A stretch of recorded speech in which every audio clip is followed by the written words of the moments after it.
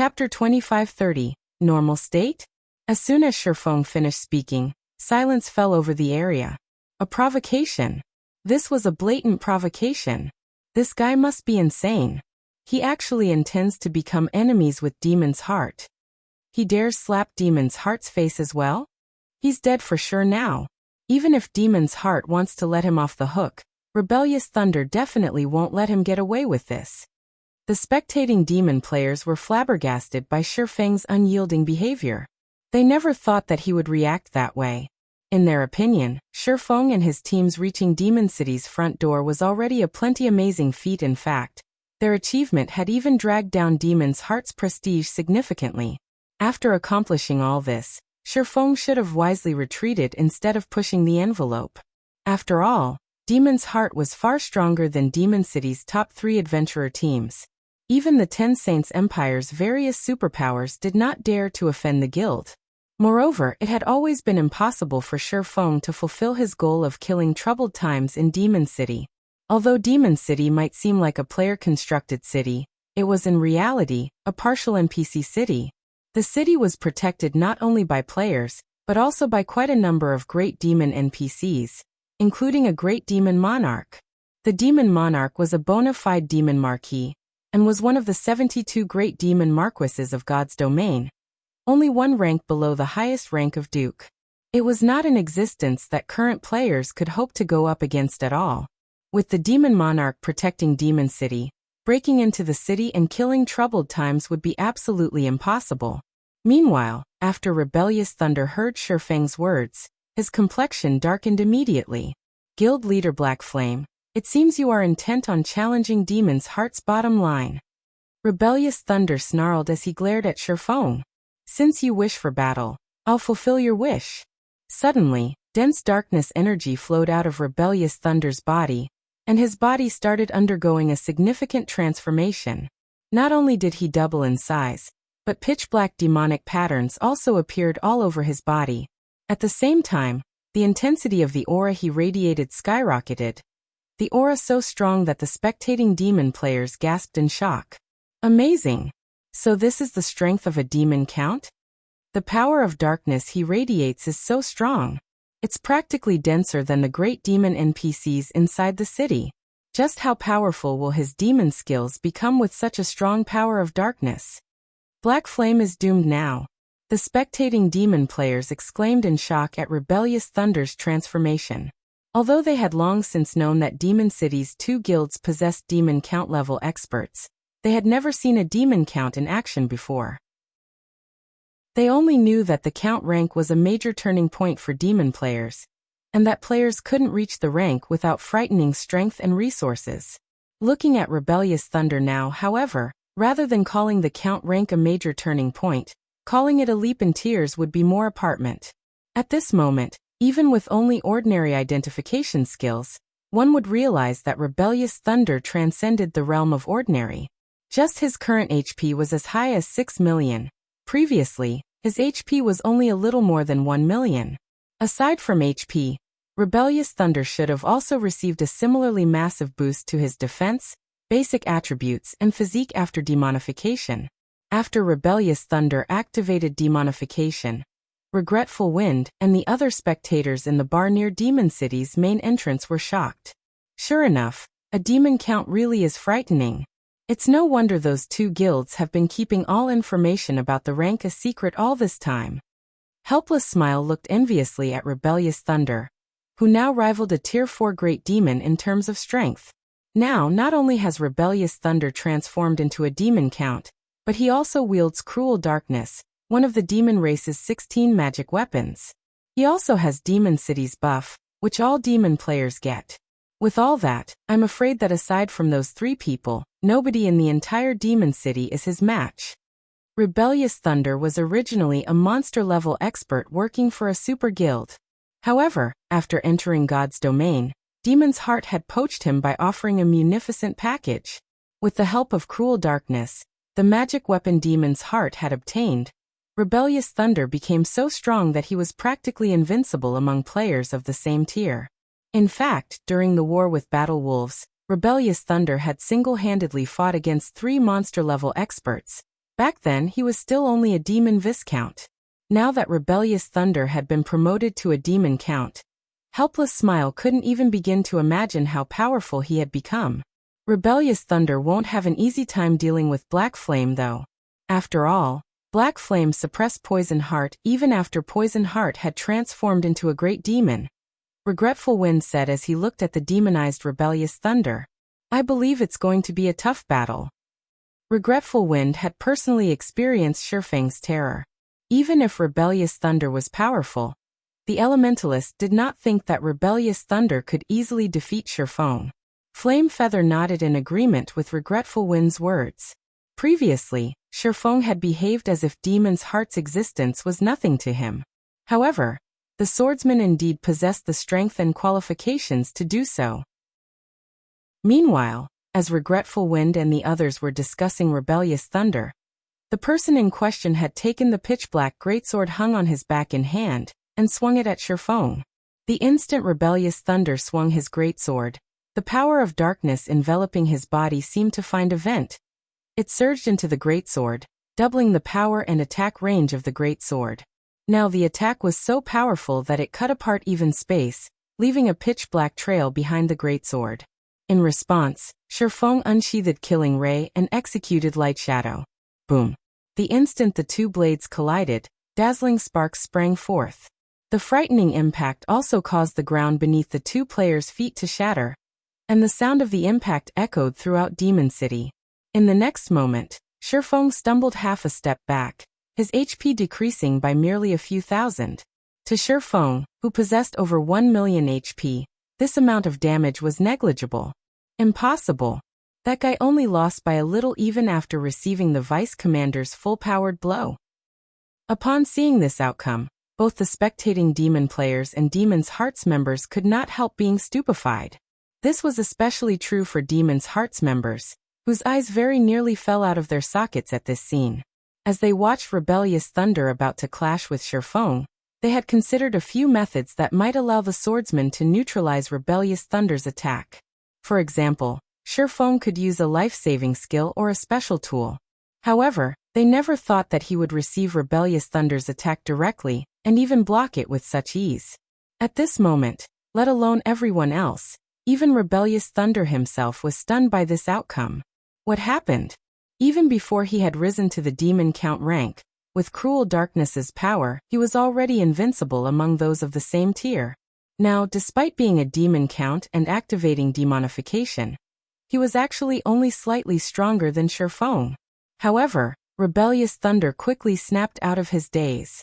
It seems you're not all talk after all. Rebellious Thunder praised. But so what if you can block my attack? You'll still lose if you only remain on the defensive. As soon as Rebellious Thunder finished speaking, however, Shifeng suddenly returned Killing Ray to its sheath. Read latest chapters at Wuxia World.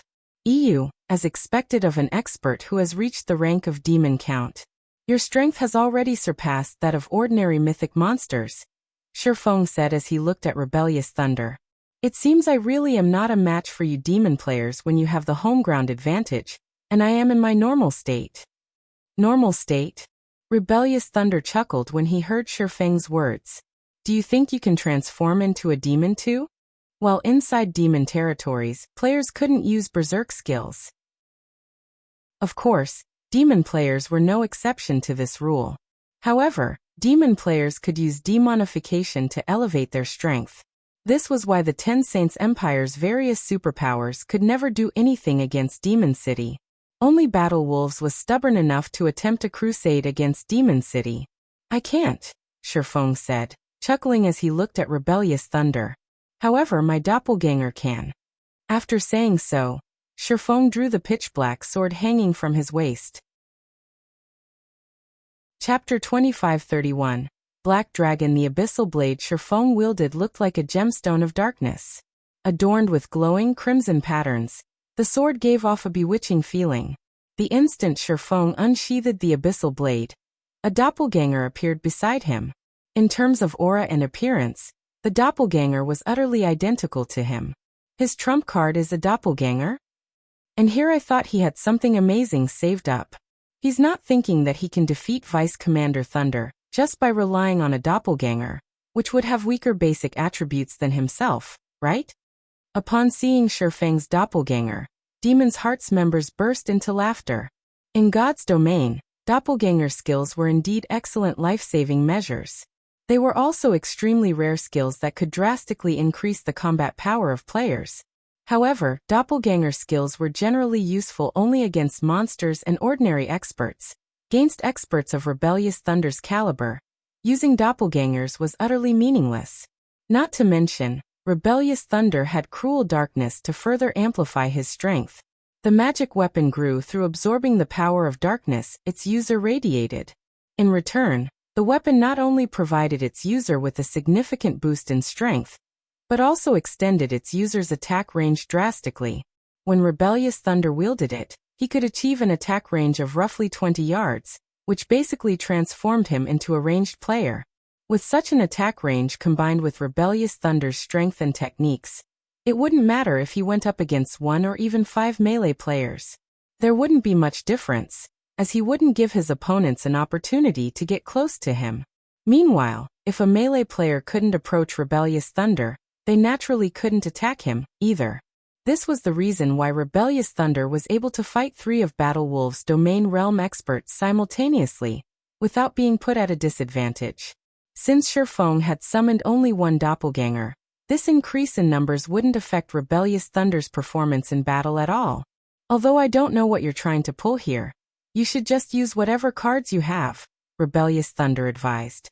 Even after seeing Shifeng summoning a doppelganger, he did not hurry to attack Shifeng. Instead, he simply casually observed the swordsman before him. I'll teach you how foolish it is for you to make an enemy out of Demon's Heart. After Rebellious Thunder said this, the power of darkness that his body radiated intensified once more. This time, it even produced a faint layer of dark fog around his body. At the same time, the magic weapon he wielded seemingly received an upgrade. Now pale blue flames flickered around Cruel Darkness's blade. However, these flames did not increase the ambient temperature but decrease it. The temperature fell so low that the nearby plants even started freezing. He can still grow stronger? Amazing! This is truly amazing. It's no wonder even the top 3 adventurer teams do not dare defy Demon's Heart. Just Rebellious Thunder alone is more than enough to make the top 3 adventurer teams suffer. Upon seeing Rebellious Thunder's strength improving further, the demon players spectating from the city walls gained newfound recognition of Demon's Heart. Many experts even started entertaining thoughts of joining the guild.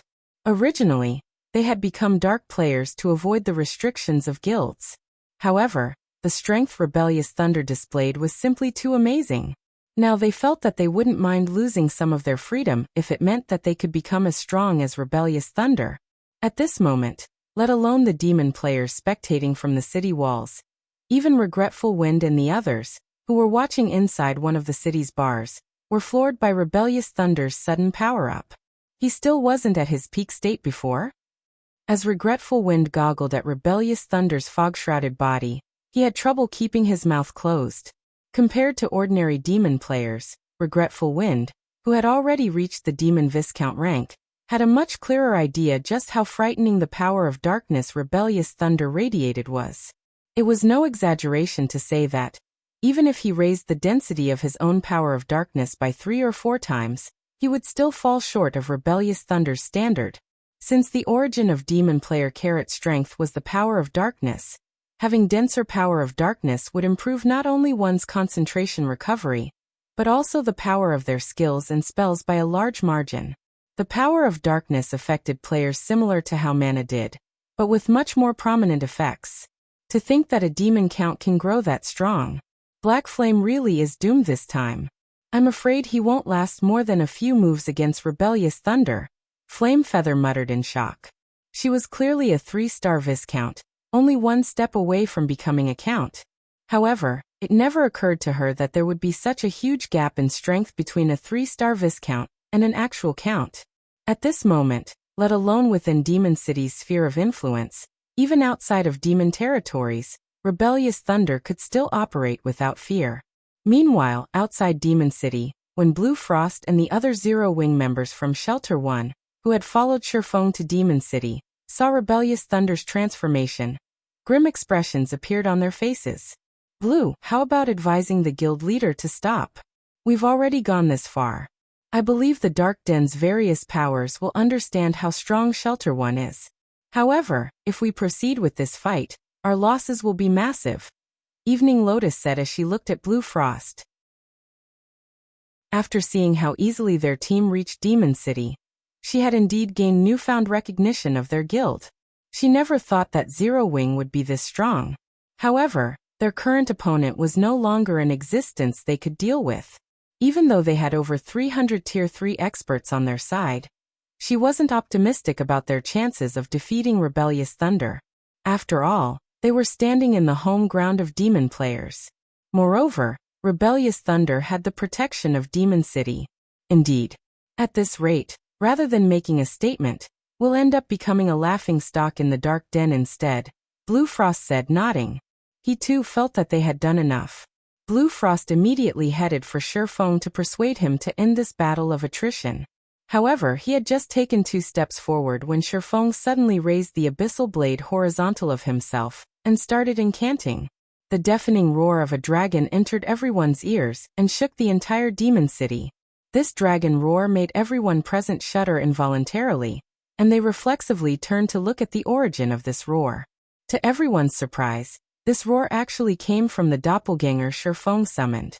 At this moment, however, the doppelganger had started disintegrating into a cloud of black fog, which continuously expanded, growing by several hundred times in size in no time at all. A short moment later, a pair of gigantic, golden eyes appeared inside the black fog, the piercing gaze of the golden eyes sending shivers down everyone's spine. What's going on? The doppelganger can actually transform? The doppelganger's aura is so strong. The spectating players promptly started discussing among themselves when they saw the transformation Shifeng's doppelganger underwent. Curiosity and confusion filling their minds. It seems you weren't spouting nonsense before, Rebellious Thunder said. As he gazed at the dense cloud of fog before him, fighting spirit welled up within him. However, no sooner had Rebellious Thunder finished speaking than a gigantic claw emerged from the cloud of fog. This claw was the size of a 2-story house and densely covered in pitch-black scales. When the claw landed, it instantly shattered the ground. At the same time, everyone in the vicinity also felt the ground beneath them quaking. Before everyone could snap out of their daze, a 30-meter-tall black dragon appeared before their eyes.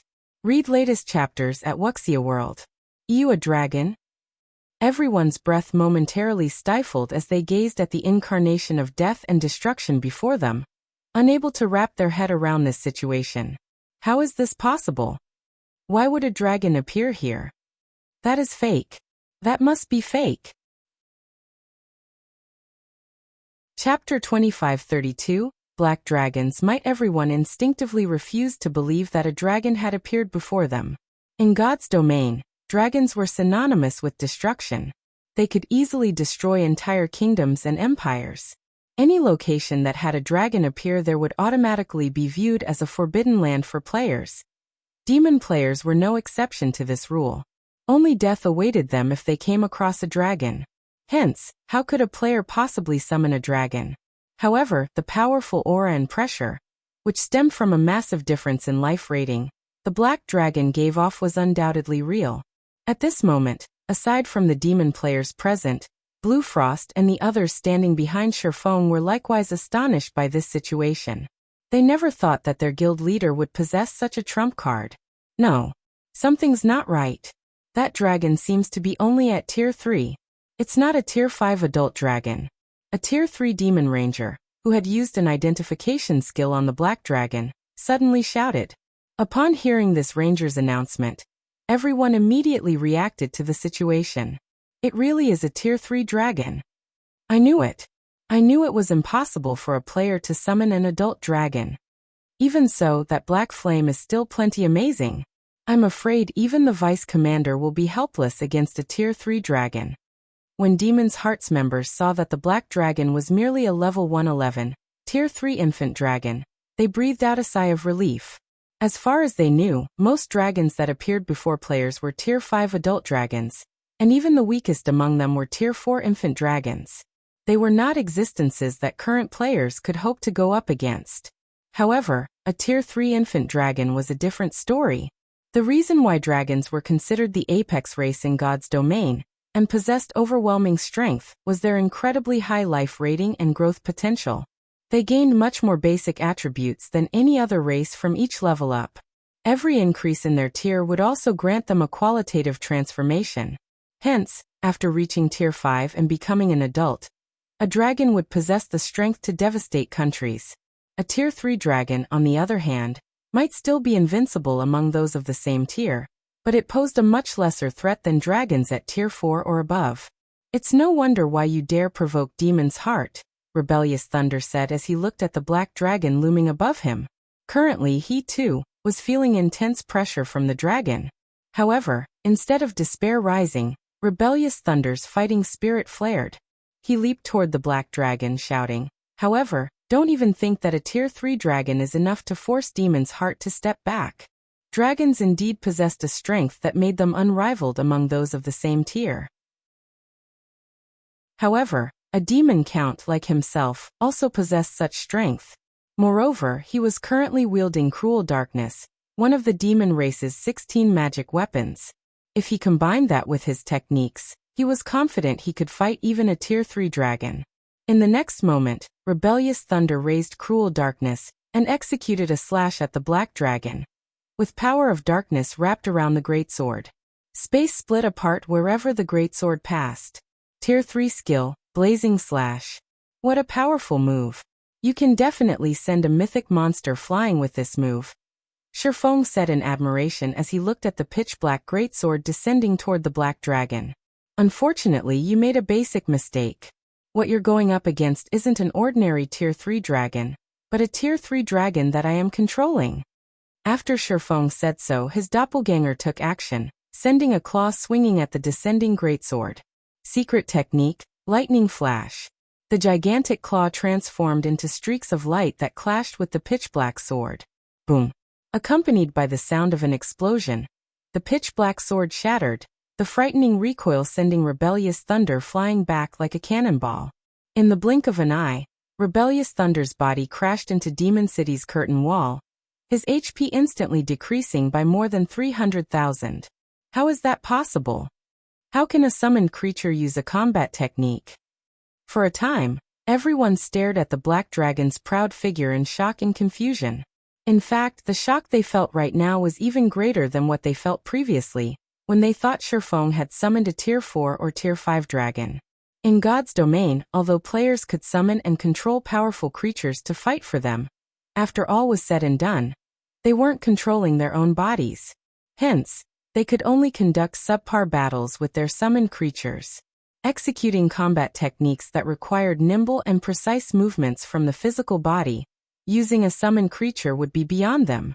Now, however, not only did Shifeng execute a combat technique through the black dragon he summoned, but the complexity of the combat technique he executed was also extremely high. For a moment, everyone felt as if the system was playing a joke on them. What no one knew was that Shifeng had already reached the realms of Truth's Ascension realm. The control he possessed over his physical body had long since surpassed the standard of ordinary people. Although it was extremely difficult to execute Lightning Flash through the black dragon, he could, although just barely. However, the power of the technique was far inferior to when he executed the technique with his own body. Even so, combined with the power of the black dragon, it wasn't an attack Rebellious Thunder could block. Meanwhile, after landing a successful blow, Shifeng did not give Rebellious Thunder any opportunity to recollect himself. The black dragon immediately opened its maw at Rebellious Thunder. Dragon Breath. In the next moment, a dazzling beam of light devoured Rebellious Thunder, who was embedded in Demon City's wall, and brightly illuminated the area before Demon City's main entrance. The frightening shockwave of the attack vaporized all Demon's Heart members standing in the vicinity of the beam, and shook the entire Demon City slightly. In fact, cracks even appeared on the city's sturdy walls. Silence. Destruction. Death. For a time, shock and fear filled everyone present, particularly the demon's heart members who just barely survived the shockwave of the dragon breath. They could not help but goggle in stunned silence at the steaming canyon that had formed beside them. So this is a dragon? Regretful Wind and the others who were spectating the fight from inside Demon City shuddered at this outcome. After all, the black dragon was simply too strong. With just one attack, the black dragon had instantly vaporized Rebellious Thunder, who was a demon count. The only thing left in Rebellious Thunder's place was a pitch-black blade. Earlier, despite suffering from the black dragon's combat technique, Rebellious Thunder still had over 5 million HP remaining. Even if Rebellious Thunder simply stood in place without defending himself, a Tier 4 mythic monster would still need quite some time to kill him. However, Shifeng's black dragon had used only one attack to turn Rebellious Thunder into nothing. Run. When the demon's heart members snapped out of their daze, their originally calm and arrogant composure instantly crumbled, and they fled frantically toward Demon City. What a joke! Aside from Rebellious Thunder, everyone else in the team was only a Demon Viscount or Demon Baron. Since the Black Dragon could kill Rebellious Thunder with one hit, it could naturally do the same to them. In fact, the Black Dragon might only need a single claw swipe to finish off the rest of them. Read latest chapters at Wuxia World. Upon seeing this scene, the spectating demon players were stupefied. Were these fleeing players really the same Demon's Heart experts they knew of? Normally, every one of Demon's Heart's members was an arrogant prick. They behaved as if they were entirely different creatures from other players. Even the members of Demon City's top 3 adventurer teams were afraid of Demon's Heart's experts. Now, however, these same experts from Demon's Heart were actually fleeing from Shifeng like mice that had just come across a cat. This was definitely the first time such a situation had happened since Demon City's construction. Even when going up against battle wolves, Demon's Heart's experts had not retreated even an inch. Meanwhile, the shocking news of Rebellious Thunder's death and Demon's Heart's members' frantic retreat also quickly spread throughout Demon City. Chapter 2533 Siege? Demon City, Demon's Heart's residence. Rebellious Thunder died? How is that possible? Standing inside the darkness training room, Furious Heart was stunned when he heard his subordinates report. What happened? Previously, in order to frighten off Shifeng's team, he had specifically approved the decision to send Rebellious Thunder to meet with Shifeng to warn the swordsman to leave Demon City and offer the possibility of a future partnership between their two guilds. Now, however, he had received news that not only had Shifeng refused their kind offer, but Rebellious Thunder had also died. There must be some kind of miscommunication. Rebellious Thunder is a demon count. With his strength, let alone 0 wings experts, he wouldn't have any problems going up against even the 5 great super guilds' old monsters. Moreover, he was standing before Demon City's entrance. He should have still had the buff from the city's magic array. How could he possibly have been killed? The black-clad elder, who was a Tier 3 demon viscount, exclaimed in astonishment. Rebellious Thunder was one of Demon's Heart's strongest experts. While inside Demon City, he could fight even Tier 4 NPCs. It was also due to Rebellious Thunder's presence that the guild leader and vice-guild leader had left on a distant expedition without worrying about Demon City's affairs. Now, however, he was being told that Rebellious Thunder had died. How could he possibly believe this? News of this matter has already spread throughout the city. Moreover, the fight was recorded by many players. The Tier 3 assassin who had come to report on this matter said with a bitter smile as he faced Furious Heart and the other guild elders present. Previously, he had also denied the validity of this information when he received the report of his subordinate. However, after watching the battle videos going viral on the official forums, he had no choice but to believe it. He then shared one of the better videos recorded with the guild elders present. In the video, a 30-meter-tall black dragon could be seen sending the demonized Rebellious Thunder flying with a combat technique. Immediately afterward, the black dragon vaporized Rebellious Thunder and created a small canyon before Demon City, using its dragon breath. When the video ended, silence fell over the entire training room. So this thing was the cause of the previous shaking? Furious Heart's complexion turned grim as he gazed at the black dragon in the video. A dragon. Although the black dragon was only a Tier 3 infant dragon, it possessed astonishing strength. If the Black Dragon could kill even a monster like Rebellious Thunder in a single hit, aside from the guild leader and vice-guild leader Flaming Light, nobody in Demon's Heart posed a threat to it. Elder Heart, what should we do? If Black Flame is capable of killing even Vice Commander Thunder, I'm afraid he can kill me easily once he enters the city, Troubled Times said worriedly after witnessing the Black Dragon's strength. Troubled Times never dreamed that Sherfong would have such a frightening trump card saved up. He had clearly fled to a demon territory already. Non-demon players couldn't use any berserk skills here. However, Sherfong actually had the ability to transform his doppelganger into a dragon. For a moment, Troubled Times had a feeling that the main god system was playing a joke on him.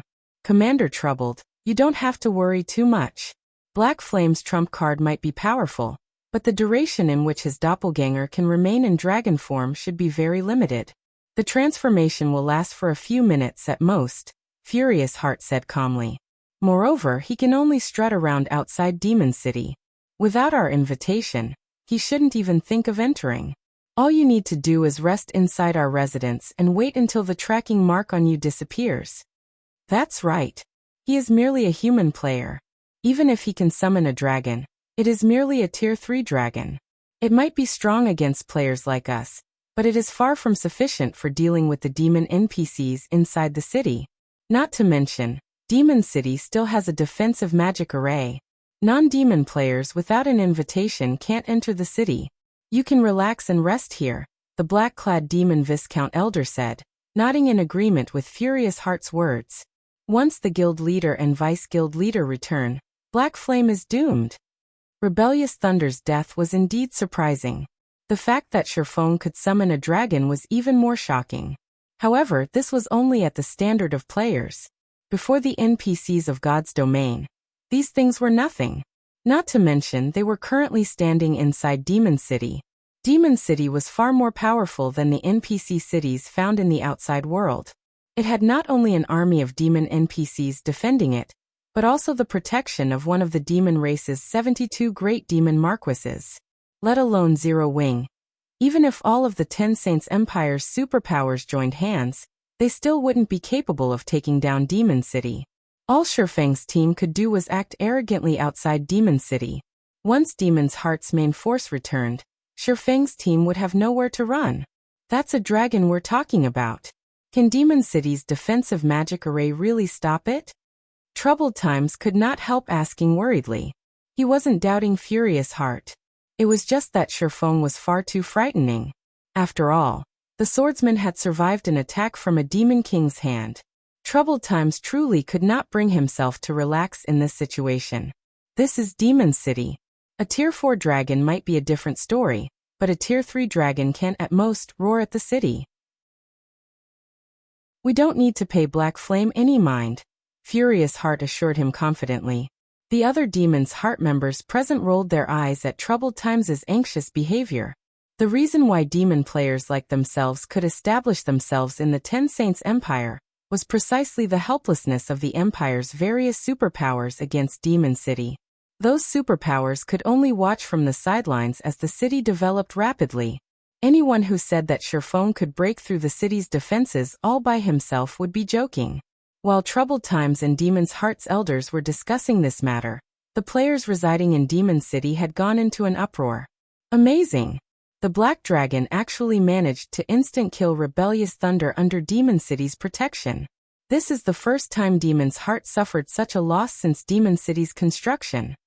It's no wonder Demon's Heart offered such an astronomical bounty before. Zero Wing really isn't a force to be trifled with. Even the 10 Saints Empire's various superpowers are helpless against Demon's Heart. Just what kind of guild is Zero Wing? Due to Rebellious Thunder's death, the players inside Demon City grew interested in Zero Wing. Many adventurer teams had even started looking into Zero Wing in order to find out what kind of guild it was. As Demon City's resident players were making a fuss over this matter, Sherfong manipulated the Black Dragon and had it fly above Demon City and hover above Demon's Heart's residence.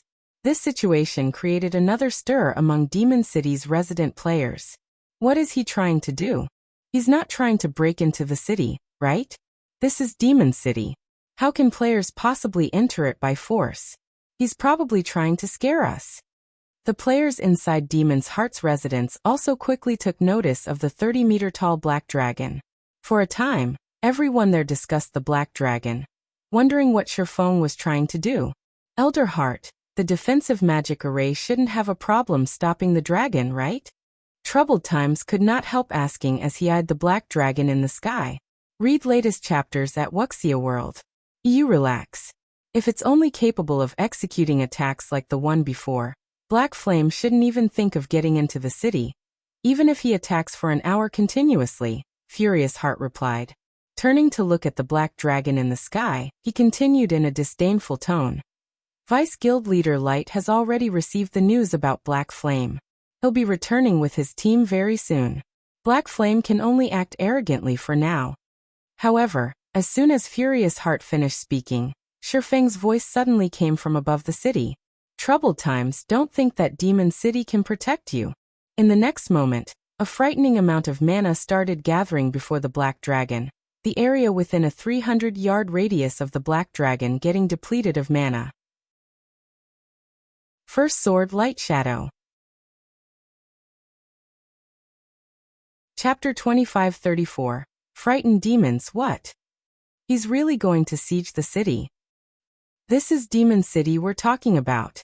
Is he insane? When the resident players of Demon City heard Sherfeng's words, they were stunned. They never thought that Sherfeng actually intended to attack Demon City directly. This revelation was as if someone had just told them that there were players seeking to attack the capital city of an NPC kingdom. This had to be a joke. In the next moment, however, the black dragon ruthlessly smashed its claw into the magic barrier protecting the city. The instant the claw started descending, it transformed into a gigantic phantom claw that blotted out the sky. Boom! The sky thundered, and the earth shook when the phantom claw collided with the translucent barrier. The intense shockwaves even shattered the surrounding space like glass. The power of this claw attack was many times greater than that of the dragon breath the black dragon used before. What power? Regretful Wind, who had just exited the bar he visited, was shocked as he looked at the trembling magic barrier above him. Demon City's defensive magic array doesn't react so violently even when a Tier 4 NPC goes all out. Just how strong is that black dragon's attack? There was nobody in Demon City that did not know how strong Demon City's defensive magic array was. When Demon City was first constructed, the Ten Saints Empire had once dispatched an NPC army to attack it. Back then, however, even when multiple Tier 4 NPCs bombarded the city's defensive magic array with everything they had, the magic array didn't vibrate at all. The NPC army broke through the city's defensive magic array, only with the help of a Tier 5 divine official. The black dragon Sherfeng summoned, on the other hand, was only Tier 3. At best, its strength should only be on par with Tier 4 NPCs. Now, however, the black dragon had actually made Demon City's magic barrier shake so violently with just a single attack. This situation was simply unbelievable. Insane. He must be insane. Flame Feather was confused when she saw the black dragon bombarding the city's magic barrier. By attacking the magic barrier, he's basically declaring his intent to siege the city. Even Battle Wolves didn't dare do such a thing. With this, Demon's Heart's members won't be the only ones taking action. Demon City's NPCs will take action as well. Does Black Flame not know this? It might be fine if Demon City were just a guild city. After all, guild cities fully belong to players. However, NPCs partially own Demon City. This was why demon players like herself were confident that there were no players capable of threatening Demon City's continued existence at this stage of the game. Back when Battle Wolves sent its army on a crusade against Demon City, it had only set out to kill the demon players operating around Demon City, which would in turn weaken Demon City's strength. It had never intended to attack Demon City directly. Now, however, Sherfeng had actually attacked Demon City's magic barrier. He was simply tired of living.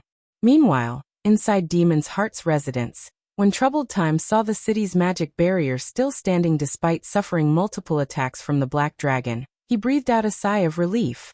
Previously, he had very nearly thought that Sherfeng would shatter the city's magic barrier. Fortunately, The black dragon's attacks were only making the barrier tremble. In other words, the black dragon's attacks were still within the barrier's range of tolerance. He really took action? Furious Heart was stunned by this situation. He never thought that Sherfeng would actually attack Demon City directly. Ha! He's doomed now. By the time the Vice Guild leader returns, the city's great demon NPCs would have long since taken care of him. Laughed the black-clad elder standing beside Furious Heart. Originally, their side had been helpless against Sherfeng. The only thing they could do was hide inside Demon City's protection and await their Vice Guild leader's team's return. However, Sherfeng had lost all reason and actually launched an attack on Demon City. With this, all they needed to do now was sit back and watch the city's great demon NPCs dispose of Sherfeng. These great demon NPCs were much stronger than human NPCs. The demon monarch that ruled the city was even a frightening existence on par with the heroes of humans. Current players would be helpless against him.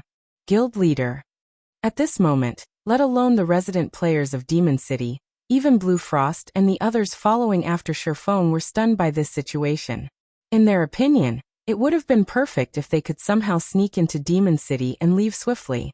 They never thought that Sherfeng would actually take direct action against Demon City. However, before Blue Frost and the others could react, over a dozen great demons flew out of Demon City. Not only were all these great demons at level 130 or above, but they also radiated a stifling aura. This was especially true for the dignified man flying in the lead of the group of great demons. The man wore exquisite, crimson armor, and held an icy war axe in his hand. And surprisingly, he looked nothing like a demon and very much like a human. However, if one used an identification skill on this man, they would discover that he wasn't human at all but a bona fide demon. Moreover, he was a great demon with an extremely prestigious bloodline. Morpheus, Demon Monarch. Great Demon, 2-star Demon Marquis. Level 135 HP 700, 000, 000/700, 000, The great demons quickly surrounded the black dragon, leaving it with no room to escape. Dragon. This is the demon race's city. You don't belong here, Morpheus declared in a cold tone as he looked at the black dragon. Meanwhile, upon hearing Morpheus's words, the resident players of Demon City promptly went into an uproar. Quick look. Our city lord is taking action. Black Flame is overestimating himself. Not only did he offend Demon's heart, but he also dared to touch Demon City. He's doomed now. Black Flame really is courageous. However, I wonder how long he'll be able to stand up against Morpheus? NPCs rarely took action against players. Hence, many players were curious to see the strength of NPCs, especially demon NPCs. Now that there was an opportunity to watch demon NPCs fight a monster-level expert like Sherfeng, everyone naturally grew excited. In response to this situation, Demon's Hearts members started smiling. With over a dozen Tier 4 great demons taking action, even a Tier 4 hero should not dream of escaping unharmed, let alone a Tier 3 player like Sherfeng. However, while Demon's Hearts members were feeling elated over Sherfeng's foolish behavior, a sigh came from the black dragon. Sure enough, it is impossible to destroy this magic barrier, using only the strength of a Tier 3 dragon. It seems I have no choice but to get serious. Although Sherfeng had spoken in a calm tone, when his voice was relayed through the black dragon, it had been loudly amplified. As a result, everyone inside Demon City heard him very clearly. What does he mean? He still hasn't gotten serious until now. An act. He's definitely putting on an act. When Demon's Hearts members heard Sherfeng's words, they instinctively thought that he was putting on an act, and that he was actually at his wit's end already. Read latest chapters at Wuxia World. What? He still has a trump card he hasn't used. Regretful Wind, however, did not think that Sherfeng was boasting. At the same time, though, he also felt that the swordsman couldn't possess a trump card stronger than the black dragon. However, before anyone could deduce anything from Sherfeng's words, the black dragon suddenly disappeared, leaving Sherfeng himself in its place. At this moment, though, Sherfeng held a thick, ancient tome in his hands, and this tome woke an instinctual fear in every demon player in the city. Damn it! Why is it in your hands? Morpheus's complexion changed dramatically when he saw the ancient tome that Shifeng held. Before the demon players present could react to the situation, Morpheus turned around and fled back into Demon City. Moreover, he wasn't alone.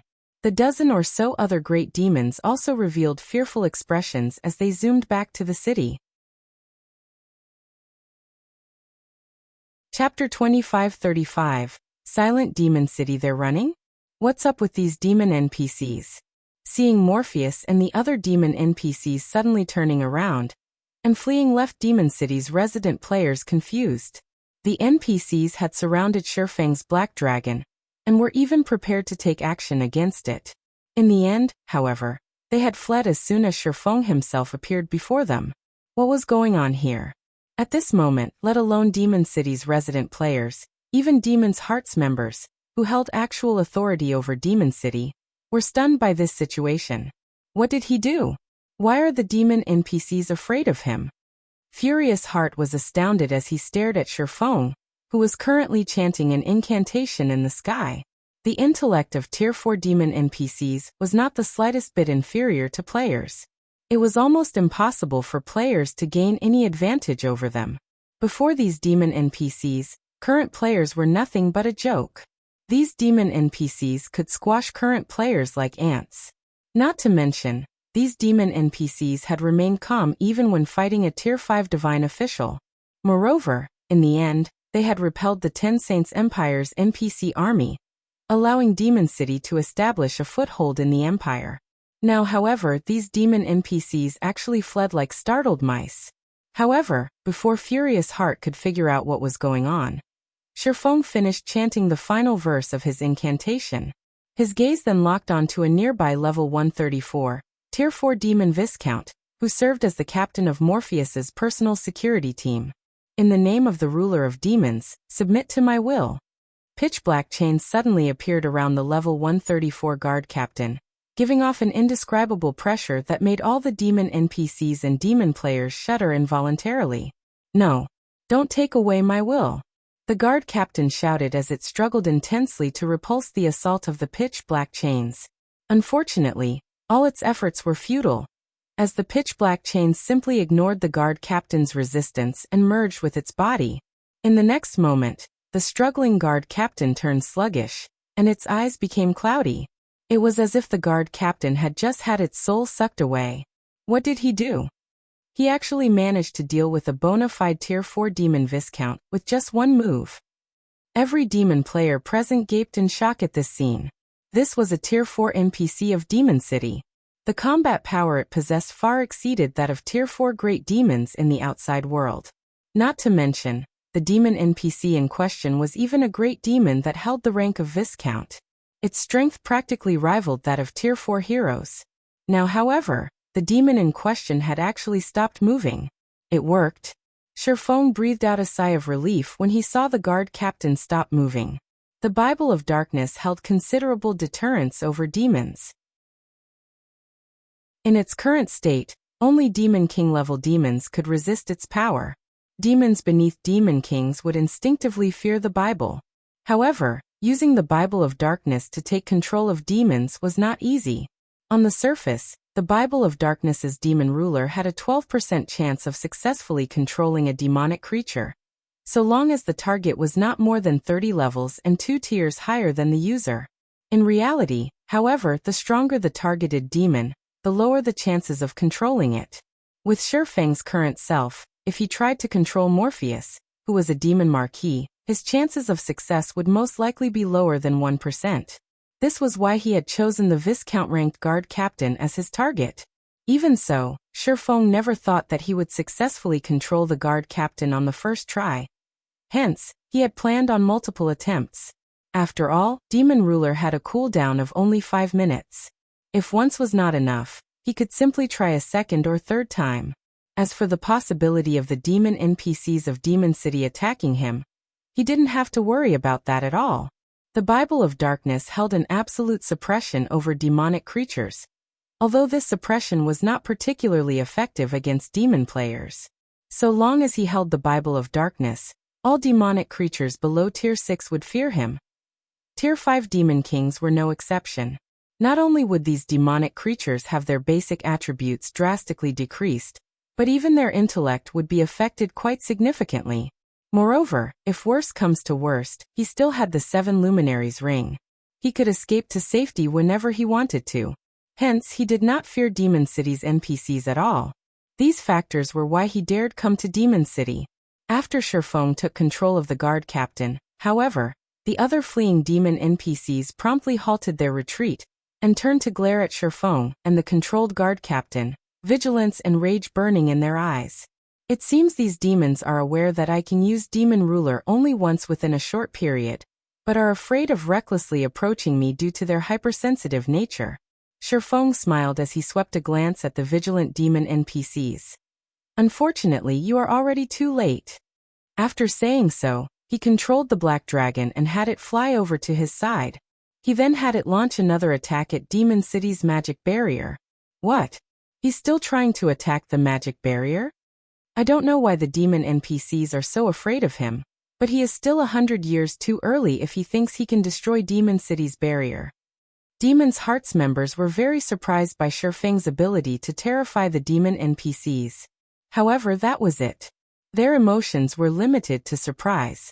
After all, while the demon NPCs were afraid to leave the city to deal with Shifeng, Shifeng still could not enter Demon City. However, as soon as Demon's Heart's members finished speaking, the demon guard captain that had turned sluggish suddenly started moving. And to everyone's surprise, the guard captain cast the Tier 4 Curse Dark Star at the same point that the black dragon had attacked. In the next moment, the black dragon's claw smashed into the magic barrier's outer surface. At the same time, a gigantic, pitch-black star also smashed into the magic barrier's inner surface. Boom. Upon receiving attacks from both inside and outside, the defensive magic array instantly shattered. Cracks bloomed all over the magic barrier that protected Demon City. Pung, pung, pung. In just a few seconds, the cracks had extended throughout the magic barrier. When looking up from Demon City right now, the spectating demon players found themselves looking at a cracked sky. Silence. Absolute silence. At this moment, as if time had frozen for Demon City, every player residing in the city was gazing at the sky in stunned silence, both their eyes and mouths wide open. Just then, a series of system notifications entered the ears of all demon players operating within the Burning Forest region.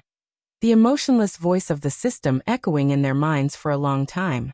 2536 Slaying Troubled Times Chapter 2536. Slaying Troubled Times Burning Forest Region System Announcement. Human players have broken through Demon City's defensive magic array. All demon players based in Demon City will have their city reputation reduced by 10 points and city contribution by 3,000 points. Boost to Power of Darkness will also be reduced by 20%. Burning Forest Region System Announcement. Demon City's defensive magic array has been broken. Ruling Guild of the city will have its popularity reduced by 5,000 points. All benefits provided by Demon City will be halved for 7 natural days. All quests given out in Demon City will have their rewards reduced by 30%.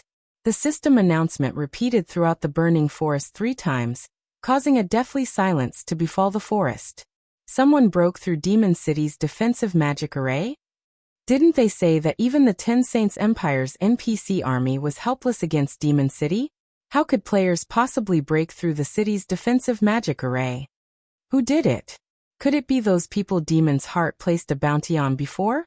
The demon players grinding and questing inside the Burning Forest were flabbergasted by the system announcement. Some players even fell into a daze in battle, and nearly got themselves killed by monsters. Since Demon City's construction until now, aside from battle wolves, no power or player had truly managed to put pressure on Demon City. Now, however, not only did someone put pressure on Demon City, but they had even destroyed the city's defensive magic array. This was simply unbelievable. The shock the demon players felt upon receiving this piece of information was akin to human players hearing about some other player breaking through the defenses of a kingdom's capital. It was simply unthinkable. Meanwhile, inside Demon City, the resident players remained in a daze long after the incident. Like robots that had jammed, their mouths kept opening and closing wordlessly as they stared up into the empty sky above them. Damn it! How did he do it? This is a main city-level defensive magic array. As Furious Heart stared at Shifeng hovering in the sky, unprecedented shock filled him. He never imagined that Shifeng would actually succeed in destroying Demon City's defensive magic array. Back when the Ten Saints Empire's army had attacked, it had taken a Tier 5 divine official to destroy the city's defensive magic array. The defensive magic array had stood strong even under the bombardment of over a dozen Tier 4 NPCs.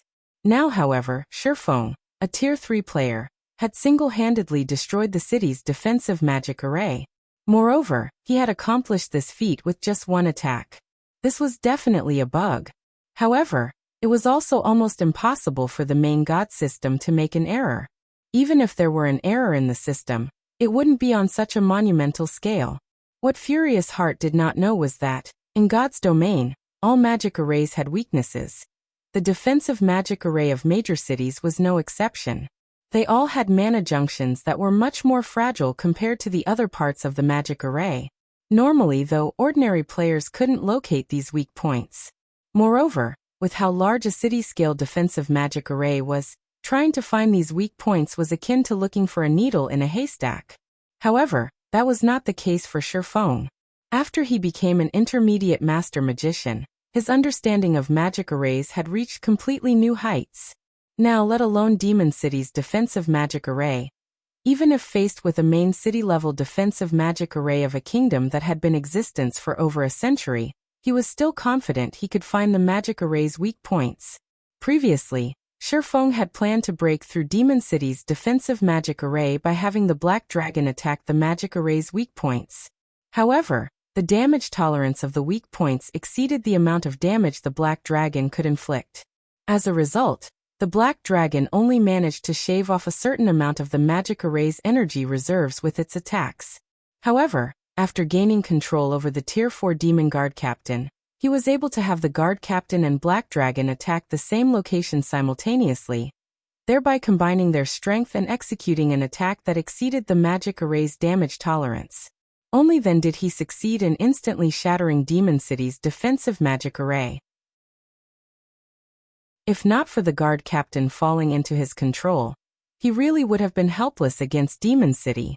Meanwhile, as everyone remained stunned by this unexpected development, Shifeng, who had Gale Domain activated, flew to the space above Demon's Heart's residence. He then quietly observed the crowded residence below him. "Troubled Times, it's your turn now," Shifeng said when he spotted Troubled Times, ignoring the tens of thousands of Demon's Heart members around. Shifeng's words were akin to a death knell. Upon hearing these words, Demon's Heart's members could not help but turn to look at Troubled Times, who stood at a corner of the residence's plaza, pity appearing in their eyes. Troubled Times should have been safe after escaping to Demon City. Now, however, that was no longer true. If Shifeng could destroy even Demon City's defensive magic array in a single attack, who could possibly stand up to him? Even if Shifeng had relied on the strength of the Demon Guard Captain to accomplish this feat, this could also be considered a portion of the swordsman's strength. After all, not everyone was capable of controlling a Tier 4 Great Demon. A demon NPC at that. Black Flame, you'd better not go too far. This is Demon's Heart's residence. Furious Heart bellowed when he saw that Shifeng was completely ignoring Demon's Heart's members. "You've already destroyed Demon City's defensive magic array, and caused Demon's Heart's prestige to plummet. If you kill Troubled Times, you'll make an out-and-out enemy of Demon's Heart. You'd better think this through clearly." Shifeng's strength was indeed terrifying. However, Demon's Heart was not in existence to provoke easily. It was the first dark guild in God's domain to establish a city for demons. In an era where dark powers were flourishing, even super guilds would not dare to offend Demon's Heart casually. Demon's Heart might not have the ability to deal with a monster like Shifeng, but Zero Wing was a different story. A guild was different from an individual. A guild was an organization made up of thousands, and possibly even millions of players. So long as Demon's Heart slaughtered Zero Wing's other members, even if Shifeng remained unharmed, Zero Wing would still fall into ruin. This was also the reason why the Ten Saints Empire's various superpowers chose to take a step back when dealing with Demon's Heart. So what? Do you think Zero Wing is a guild you can casually provoke? Sherfeng said as he glanced askance at Furious Heart. Read latest chapters at Wuxia World. EU the Black Dragon immediately descended from the skies and appeared above Troubled Times. It then swiped a claw at the Berserker. Light Shadow. No. When Troubled Times saw the mountain-like claw smashing down toward him, he instinctively activated demonification, followed by a life-saving skill to protect himself. Unfortunately, before a Tier 3 dragon, a Tier 3 demon player like Troubled Times was no different from an ant. When the Black Dragon's claw came into contact with Troubled Times, the Berserker got crushed into the ground and died just like that. Chapter 2536. Slaying Troubled Times Burning Forest Region System Announcement. Human players have broken through Demon City's defensive magic array. All demon players based in Demon City will have their city reputation reduced by 10 points and city contribution by 3,000 points. Boost to Power of Darkness will also be reduced by 20%. Burning Forest Region System Announcement. Demon City's defensive magic array has been broken. Ruling Guild of the city will have its popularity reduced by 5,000 points. All benefits provided by Demon City will be halved for 7 natural days. All quests given out in Demon City will have their rewards reduced by 30%. The system announcement repeated throughout the Burning Forest 3 times, causing a deathly silence to befall the forest. Someone broke through Demon City's defensive magic array? Didn't they say that even the 10 Saints Empire's NPC army was helpless against Demon City? How could players possibly break through the city's defensive magic array? Who did it? Could it be those people Demon's Heart placed a bounty on before? The demon players grinding and questing inside the Burning Forest were flabbergasted by the system announcement. Some players even fell into a daze in battle and nearly got themselves killed by monsters. Since Demon City's construction until now, aside from battle wolves, no power or player had truly managed to put pressure on Demon City. Now, however, not only did someone put pressure on Demon City, but they had even destroyed the city's defensive magic array. This was simply unbelievable. The shock the demon players felt upon receiving this piece of information was akin to human players hearing about some other player breaking through the defenses of a kingdom's capital. It was simply unthinkable. Meanwhile, inside Demon City, the resident players remained in a daze long after the incident. Like robots that had jammed, their mouths kept opening and closing wordlessly as they stared up into the empty sky above them. Damn it! How did he do it? This is a main city-level defensive magic array. As Furious Heart stared at Sherfeng hovering in the sky, unprecedented shock filled him. He never imagined that Sherfeng would actually succeed in destroying Demon City's defensive magic array. Back when the 10 Saints Empire's army had attacked, it had taken a Tier 5 divine official to destroy the city's defensive magic array. The defensive magic array had stood strong even under the bombardment of over a dozen Tier 4 NPCs. Now, however, Sherfeng, a Tier 3 player, had single-handedly destroyed the city's defensive magic array. Moreover, he had accomplished this feat with just one attack. This was definitely a bug. However, it was also almost impossible for the main god system to make an error.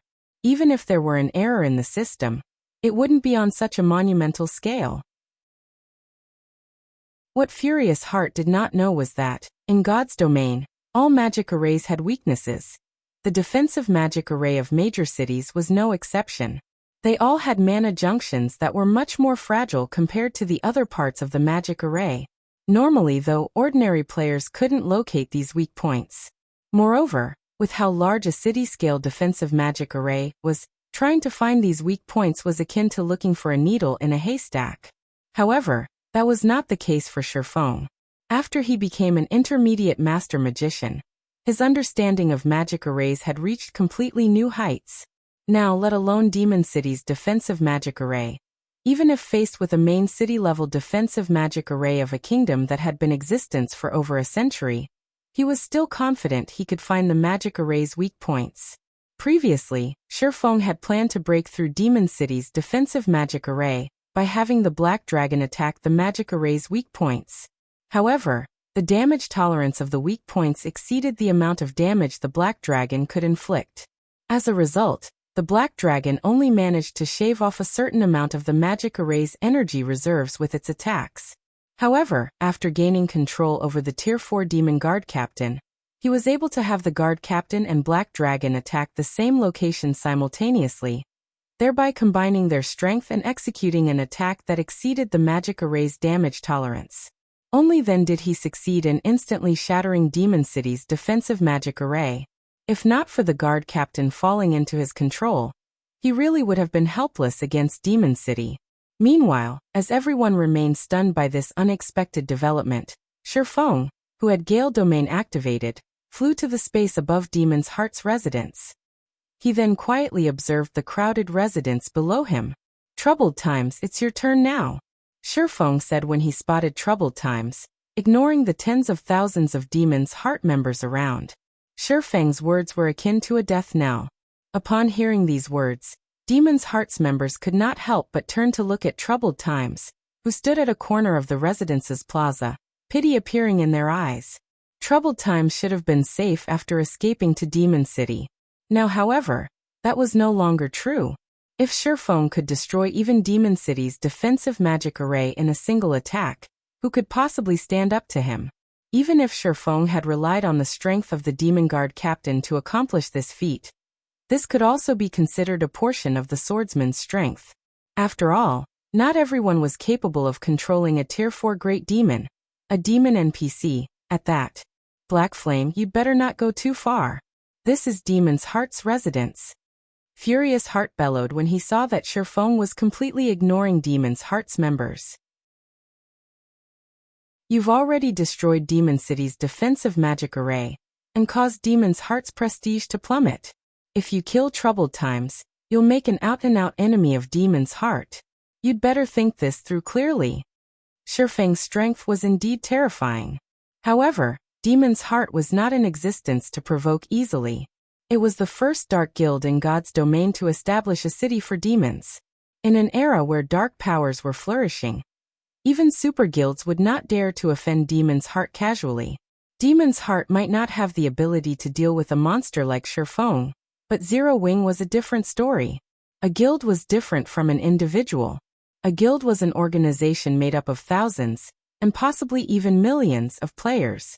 So long as Demon's Heart slaughtered Zero Wing's other members, even if Shifeng remained unharmed, Zero Wing would still fall into ruin. This was also the reason why the Ten Saints Empire's various superpowers chose to take a step back when dealing with Demon's Heart. So what? Do you think Zero Wing is a guild you can casually provoke? Shifeng said as he glanced askance at Furious Heart. Read latest chapters at Wuxia World.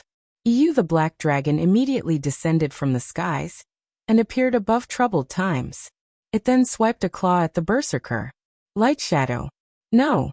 When Troubled Times saw the mountain-like claw smashing down toward him, he instinctively activated demonification, followed by a life-saving skill to protect himself. Unfortunately, before a Tier 3 dragon, a Tier 3 demon player like Troubled Times was no different from an ant. When the Black Dragon's claw came into contact with Troubled Times, the Berserker got crushed into the ground and died just like that. Chapter 2537. Single-handedly suppressing Demon's Heart when Troubled Times died. Silence blanketed Demon City again as everyone stared at Shifeng hovering in the air. He killed him just like that. The city's independent players had never thought Shifeng would dare attack a player in the middle of Demon's Heart's residence. Yet he had done so without the slightest hesitation. He acted as if the Dark Guild's members were nothing of consequence. He's done it. Blue Frost and the other Zero Wing members from the Dark Den, who had watched the scene play out through a magic mirror, were especially dumbfounded. They had never imagined that Shifeng would successfully kill Troubled Times. Moreover, their guild leader had done so as Demon's Heart's members watched. Blue Frost and his comrades felt as if they were dreaming. They would have already been amazed if they managed to sneak into Demon City and assassinate Troubled Times, but Shifeng had boldly and openly slain his prey. While Zero Wing's Dark Den members were stunned, Furious Heart, who stood within Demon's Heart's residence, shot Shifeng a furious look, his rage burning clear in his eyes. "Black Flame, you and your entire guild are dead." Not even our guild leader will let you get away with killing someone in our residence, let alone Vice Guild Leader Flaming Light. Furious Heart bellowed. He hadn't actually expected Shifeng to attack Troubled Times without a second thought. The attack had been so sudden that he hadn't even had the time to try to save the berserker. A guild residence was a guild's most treasured location. If word spread that Demon's Heart couldn't even protect a single player within its residence, the Dark Guild's reputation would suffer. Is that so? Shifeng asked, indifferently glancing down at Furious Heart. Feel free to test us. Zero Wing is ready for whatever you can throw our way. If you have nothing else to say, I'll be taking my leave. Every player in the residence went into an uproar after hearing Shifeng's blatant disregard for their guild. Crap. This bastard is too arrogant. Elder Heart, let's attack him together. I refuse to believe that we can't end his miserable life. The guild elders in the residence were incensed, and they tried to persuade Furious Heart to move against the swordsman as a unit. Troubled Time's death was humiliating for Demon's Heart, and if they allowed Shifeng to leave safely, nothing would remain of the guild's reputation. No. Let him go. Furious Heart growled through gritted teeth, gesturing for the guild elders to back away. When Shifeng realized that none of the Dark Guild's members intended to strike, he turned and flew away from the residence and Demon City. Are you just going to let him go, Heart? The black-clad Viscount Elder demanded as he watched Shifeng fly off. Do you really think that I don't want to take his life right this instant? Furious Heart hissed, glaring at the black-clad elder. Rather, do you think that any one of you is strong enough to kill him? Rebellious Thunder was the strongest player in Demon City right now. But if Shifeng could even slay Rebellious Thunder, what could they, who hadn't even reached Demon Count rank, possibly achieve by fighting that swordsman? Don't we have the Demon Guards? I refuse to believe that he can survive a battle against over a dozen Tier 4 Demon Guards. The black-clad elder argued. The Demon Guards in question weren't like the demon NPCs that had surrounded and subsequently fled from Shifeng. Demon's Heart didn't have any control over the city's NPCs, but its Demon Guards were a different story. If they paid the appropriate price, their Demon Guards would do everything in their power to take Shifeng down. The black-clad elder had also estimated that Shifeng could only control one demon NPC, with whatever means allowed him to do so. Controlling multiple Tier 4 demons should be impossible. If they sent over a dozen Tier 4 Demon Guards to surround Shifeng, he wouldn't stand a chance, even with the Demon Guard captain on his side. Ending the swordsman within Demon City was entirely possible. Do you assume that I haven't thought of that? Furious Heart shot back, rolling his eyes at the elder. Grimly, he continued. I considered mobilizing the Demon Guards the moment Black Flame arrived above the residence, but when he did, the Demon Guard's basic attributes fell by 30%. They wouldn't even be able to deal with Black Flame in such a state, much less the Demon Guard captain under his control. Shifeng was already as powerful as a Tier 4 being, which he had proven in the fight against Rebellious Thunder when they had clashed as equals. With 30% less basic attributes, the Demon Guards had no chance against Shifeng. Shifeng was a domain realm expert. Sending a bunch of dumb monsters with inferior attributes to take him out would be nothing more than a joke. But it's so frustrating watching him go unscathed, the black-clad elder hissed, gnashing his teeth as he watched Shifeng's figure move farther away. Demon's Heart had gone to great lengths to earn the prestige it had enjoyed in Demon City only minutes ago. Now that Shifeng had dealt such a severe blow, restoring their reputation would take ages if they simply allowed him to leave. So what if he leaves? I've already notified the guild leader and vice guild leader Light. Black Flame won't enjoy this victory for long. Furious Heart said, his eyes narrowing as he glared at Shifeng's departing figure. At the moment, Demon's Heart was indeed helpless before Shifeng, but once the guild leader and vice guild leader Flaming Light returned, it would be a different story. Those two individuals were the guild's true pillars of strength.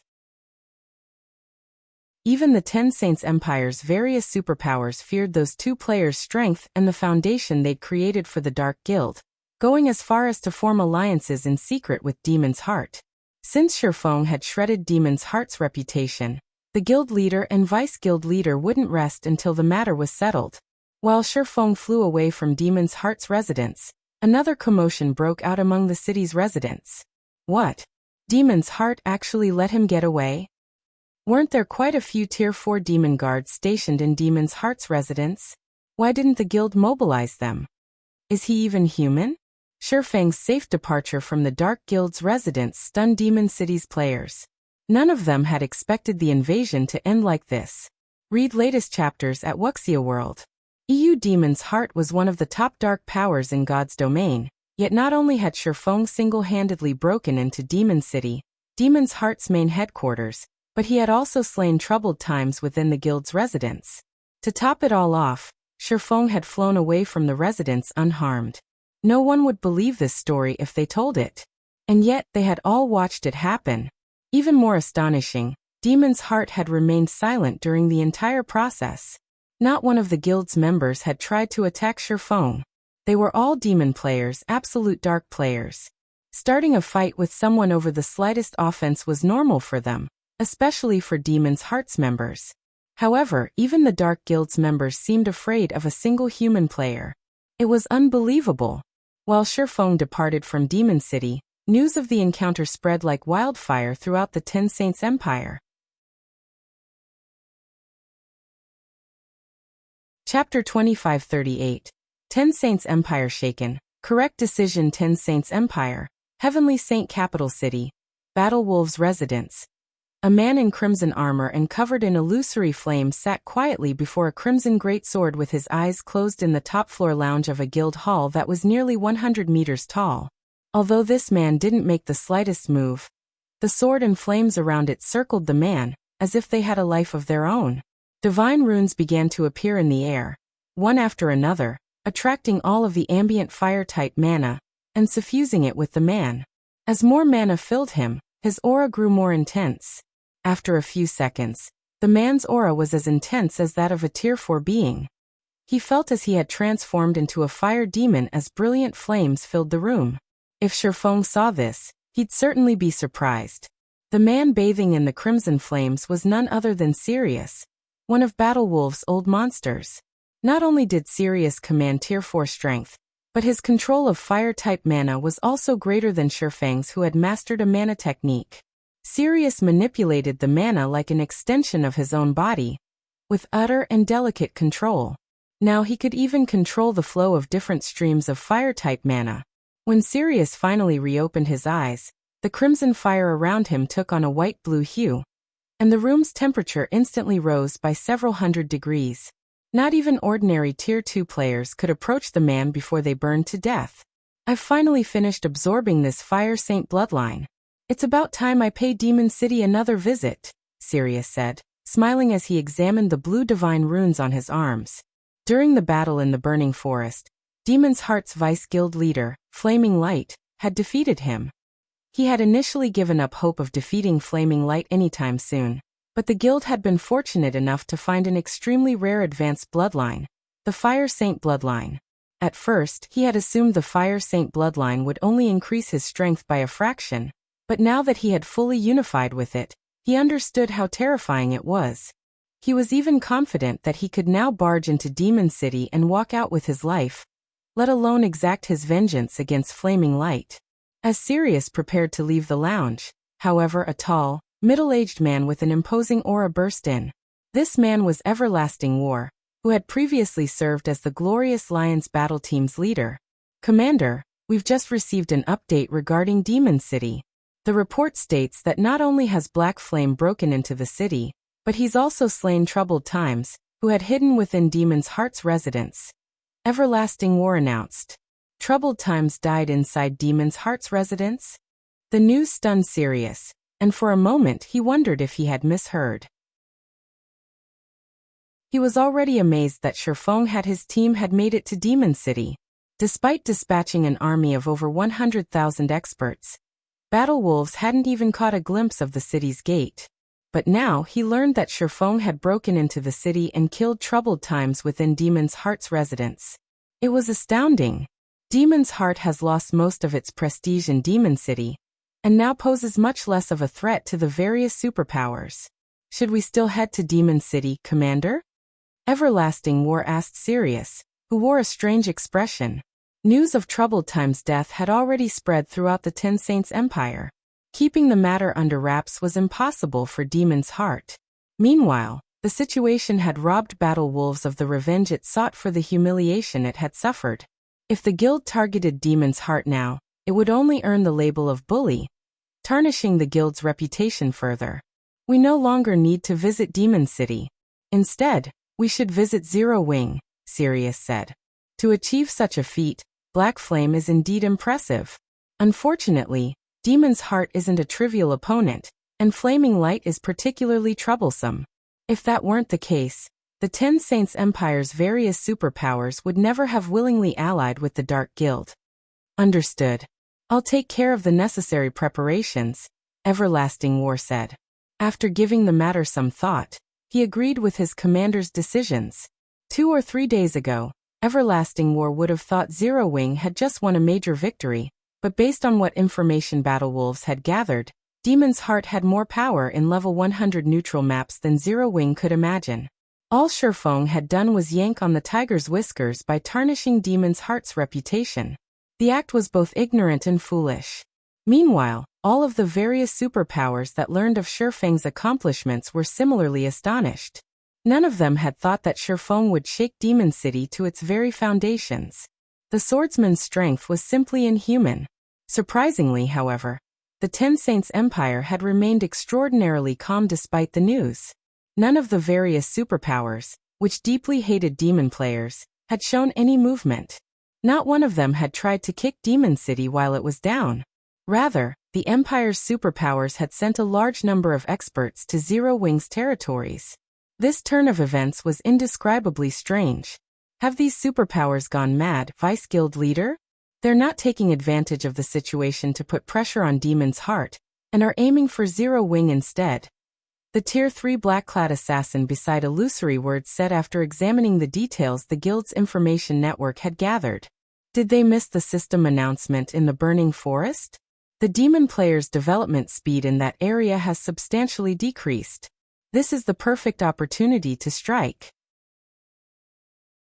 They haven't gone crazy, Illusory Words, who was busy sifting through the reports, replied, shaking her head. They've only made the correct decision. Correct decision? The statement confused the Tier 3 assassin.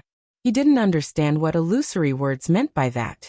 Since Shifeng had destroyed Demon City's defensive magic array, all of the city's demon players have suffered a 20% strength reduction. This was the best chance the various superpowers had to eliminate those demon players.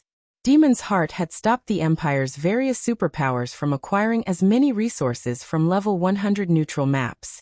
Those superpowers would only secure more if they suppressed the Dark Guild now. That's right, Illusory Words said, her lips twisting into a bitter smile. Very few of the various superpowers members are aware of how frightening Demon's Heart truly is. The Dark Guild has already allied with mythology, one of the 5 great superpowers. Both its overall strength and its foundations are far superior to Zero Wing's.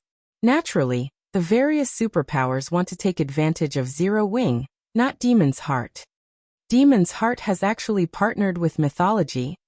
Realization immediately dawned on the Tier 3 assassin. He was also surprised by how formidable Demon's Heart was. Read latest chapters at Wuxia World.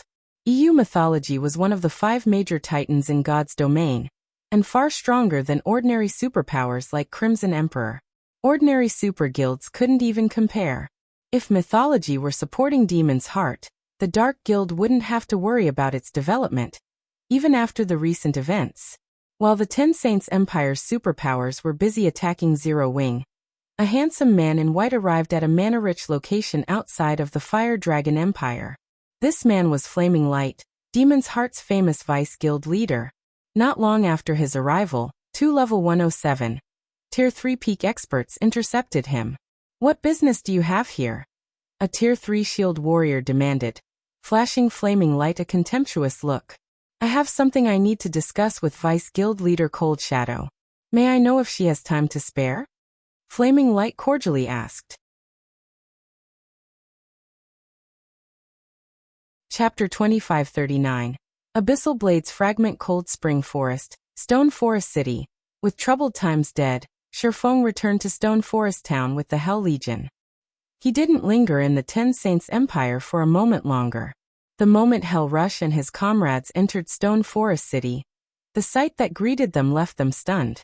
Stone Forest City was a guild city, and normally, only players visited guild cities in level 100+ neutral maps. NPCs rarely visited such guild cities, yet Stone Forest City was full of them. There was even a long line of NPC merchants waiting to enter the city at the main entrance. Calling the city an NPC city wouldn't be an exaggeration. Hell Rush was also stupefied when he saw the number and quality of players visiting Zero Wings City. He spotted several dozen Tier 3 players with a casual glance around the main street. Although the various superpowers had over 100 Tier 3 players at this stage of the game, and some even had several hundred, Tier 3 players were still a rarity as a whole. No matter where they went, they attracted a lot of attention. However, Tier 3 players in Stone Forest City were just as common as ordinary Tier 2 experts. So this is Zero Wings Guild City? Thunder Beast muttered, looking around him in astonishment. The Hell Legion had a total of 300 Tier 3 experts, which was a staggering number no matter where they went, but it was nothing in Stone Forest City. From what he could see, there were easily more than 1,000 Tier 3 experts wandering the city's main street alone. Even Blue Frost and Zero Wings Dark Den members were stunned. Shelters in the Dark Den didn't even have more than 100 Tier 3 experts at this stage. They were still highly sought after in the Dark Denver. And yet, even a random street on Stone Forest City had more Tier 3 players than any of Dark Den's shelters. Blue, you bastard, you kept us in the dark this. If we knew our guild had such a magnificent city, we would 1v join Zero Wing long ago. A Tier 3 Cursemancer, who had just joined Shelter 1's Zero Wing, scolded the Vice Guild leader as he admired the crowd of Tier 3 players. The Cursemancer estimated that Stone Forest City easily had multiple times more Tier 3 players than all of the Dark Den. Ordinary players might not care how many Tier 3 players a town or city had, but it was a significant matter to someone who played a management role in Shelter 1. Every player's value was different, especially in towns and cities. A city could benefit from a Tier 3 expert far more than from a Tier 2 expert, particularly when it came to resources. Tier 3 experts simply had access to more and better quality resources than Tier 2 players, because they could explore locations that were too dangerous for the weaker players. In a city full of Tier 3 experts, players unwittingly added resources to the town, even if they weren't a member of the ruling guild, which in turn attracted more experts. Another benefit came in the form of leveling. God's Domain's mainstream players had already reached level 100 and beyond, and after level 100, players needed far more EXP to reach each subsequent level. Players also needed to defeat much stronger monsters. Thus, they would need Tier 3 players' help if they wanted to level up quickly. This was also why the Dark Den's players preferred to develop in powerful shelters. With how many Tier 3 experts wandered Stone Forest City's streets, these players' leveling speed would be incredible. The Dark Den's various shelters couldn't even imagine how fast these players reached their next level. If the Dark Den's players knew that Zero Wing ruled a guild city like this, every one of them would immediately try to join the guild. Blue Frost, however, did not have a good response for the Cursemancer's complaint. Although he had always known that Zero Wing was extraordinary, he had never dreamed that it was this powerful. However, Blue Frost and his companions didn't know that many superpowers had sent their experts to Stone Forest City precisely because of Shifeng's recent performance in Demon City. In fact, the Ten Saints Empire's superpowers had been some of the first. Not only had they sent a large number of scouts, but they had also sent quite a few guild upper echelons. Because of this, Stone Forest City's player population had reached an all-time high, and there was an unprecedented number of Tier 3 experts in the city. Meanwhile, 3 level 108+ Tier 3 experts enjoyed Stone Forest City's specialty cuisine in a high-class restaurant's top-floor VIP room not far away from Zero Wing's residence, quietly observing Shifeng's group as they entered. 2 of the 3 were Yuan Tiexin and Purple Jade from the secret pavilion, while the third was a young woman in her mid-20s. If Shifeng had known about this gathering, he'd be surprised. Yuan Tiexin and Purple Jade were showing the woman deference. Even as she spoke to her companion, Purple Jade's eyes glowed with reverence and respect. Although she was the secret pavilion's #1 genius, she displayed no arrogance before the woman. So he's Black Flame? He really is something. It's a pity he has offended Demon's Heart. With his presence and Stone Forest City's assistance, it wouldn't have been long before Zero Wing had joined the realm of God's domain's superpowers. Otherwise, the young woman with long, icy blue hair said as she watched Shifeng disappear into Zero Wing's residence, smiling softly. Are you certain that you won't reconsider, Vice Guild Leader Dawn? Stone Forest City is now the #1 city in the Cold Spring Forest, and several neighboring level 100 neutral maps. If you step forward, I'm sure Demon's Heart will hold back against the city. Yuan Tiexin respectfully pleaded with the young woman. The woman before him was Dawn Jade, and he had nothing but respect for her. Dawn Jade was most likely to succeed the Secret Pavilion's guild leader in the future, and her current position was only second to the guild leader's. Before his assault on Demon City, I could understand why the guild leader had such an optimistic opinion of Zero Wing, but Elder Yuan, you know times have changed. The dark powers have far more influence over God's domain than they used to, especially Demon's Heart, which stands at the peak of the many dark powers. But Black Flame mercilessly killed someone Flaming Light was protecting, and the various dark powers think this is a good opportunity to set an example for God's domain's various superpowers, Dawn Jade said. Sighing, she continued. Zero Wing has provoked far too many superpowers. Based on recent reports, aside from mythology, Flaming Light has begun to negotiate a partnership with Beast Emperor, who currently occupies the Ore Empire. Not even the guild leader can prevent Zero Wing's fall at this point. Black Flame only has himself and his stubborn nature to blame. I doubt even Netherworld Empire's Hell Legion can save his guild. Your people should prepare as well. I'm sure it won't be long before Demon's Heart makes it move. But don't worry too much. I'll think of a way to retain our shares of Stone Forest City. Once Dawn Jade finished speaking, she made a cutting gesture with a hand, summoning a spatial gate. She then walked through the gate, vanishing from the restaurant. Silence dominated the room for a long time after the young woman's departure. Uncle Yuan, what should we do?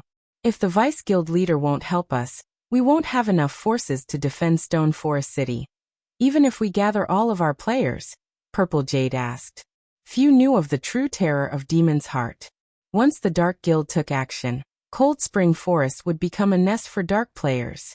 Flaming Light possessed the means to open a portal to a dark world, allowing the Otherworld's players to flood onto the main continent. This was the true reason that even super guilds were afraid of Demon's Heart.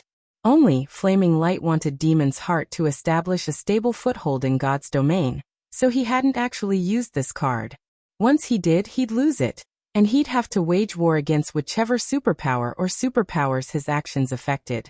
Unfortunately, Flaming Light wouldn't hold back against Zero Wing now that Shifeng had damaged Demon's Heart's reputation so severely. With the guild's current strength, it would find threatening Zero Wing quite difficult. Thus, the chances of Flaming Light activating the portal in Cold Spring Forest were very high. The Dark World was far stronger than many other major Otherworlds, and it easily had a player population that could rival 2 or 3 empires. Moreover, every player in the Dark World was a dark player. Once Flaming Light activated the portal in Cold Spring Forest, Stone Forest City would have to face a storm of dark players. Its chances of surviving were practically non-existent. In fact, the portal's activation would also have an unprecedented impact on the nearby kingdoms and empires. I don't know. Let's just take one step at a time, Yuan Tiexin replied, and he couldn't help but glance in Shifeng's direction, rolling his eyes. Rather than quietly developing Zero Wing, Shifeng had gone through God's domain, making one enemy after another. Now, even the secret pavilion could save the guild. They could only watch as Zero Wing burned to the ground. During Yuan Tiexin and Purple Jade's meeting in the nearby restaurant, Shifeng had made his way to the second underground floor in Zero Wing's guild hall. After entering the core room, he activated the room's defensive magic array and sealed off the entire floor. He then carefully pulled a pitch-black blade from his bag, placing it on the central platform. The blade was none other than Rebellious Thunder's cruel darkness. Initially, Shifeng hadn't paid the magic weapon. Rebellious thunder had dropped much mind. He had been utterly focused on killing the man at the time. However, while the Black Dragon had bombarded Demon City's defensive magic array, he had offhandedly collected cruel darkness from its previous wielder's ashes. When he had picked the magic weapon up, he had discovered that cruel darkness resonated with his abyssal blade, which he had found endlessly exciting. Two weapons only resonated in God's domain when both were a part of the original weapon. In other words, they were weapon fragments. As a magic weapon, the abyssal blade was already ridiculously strong, powerful enough to rival fragmented legendary weapons in its current state. Hence, Shifeng had been flabbergasted to learn that the abyssal blade was only a fragmented weapon, not a complete one. If that were true, how strong would the complete weapon be? Would it become a fragmented legendary weapon? Or a legendary weapon? Read latest chapters at Wuxia World.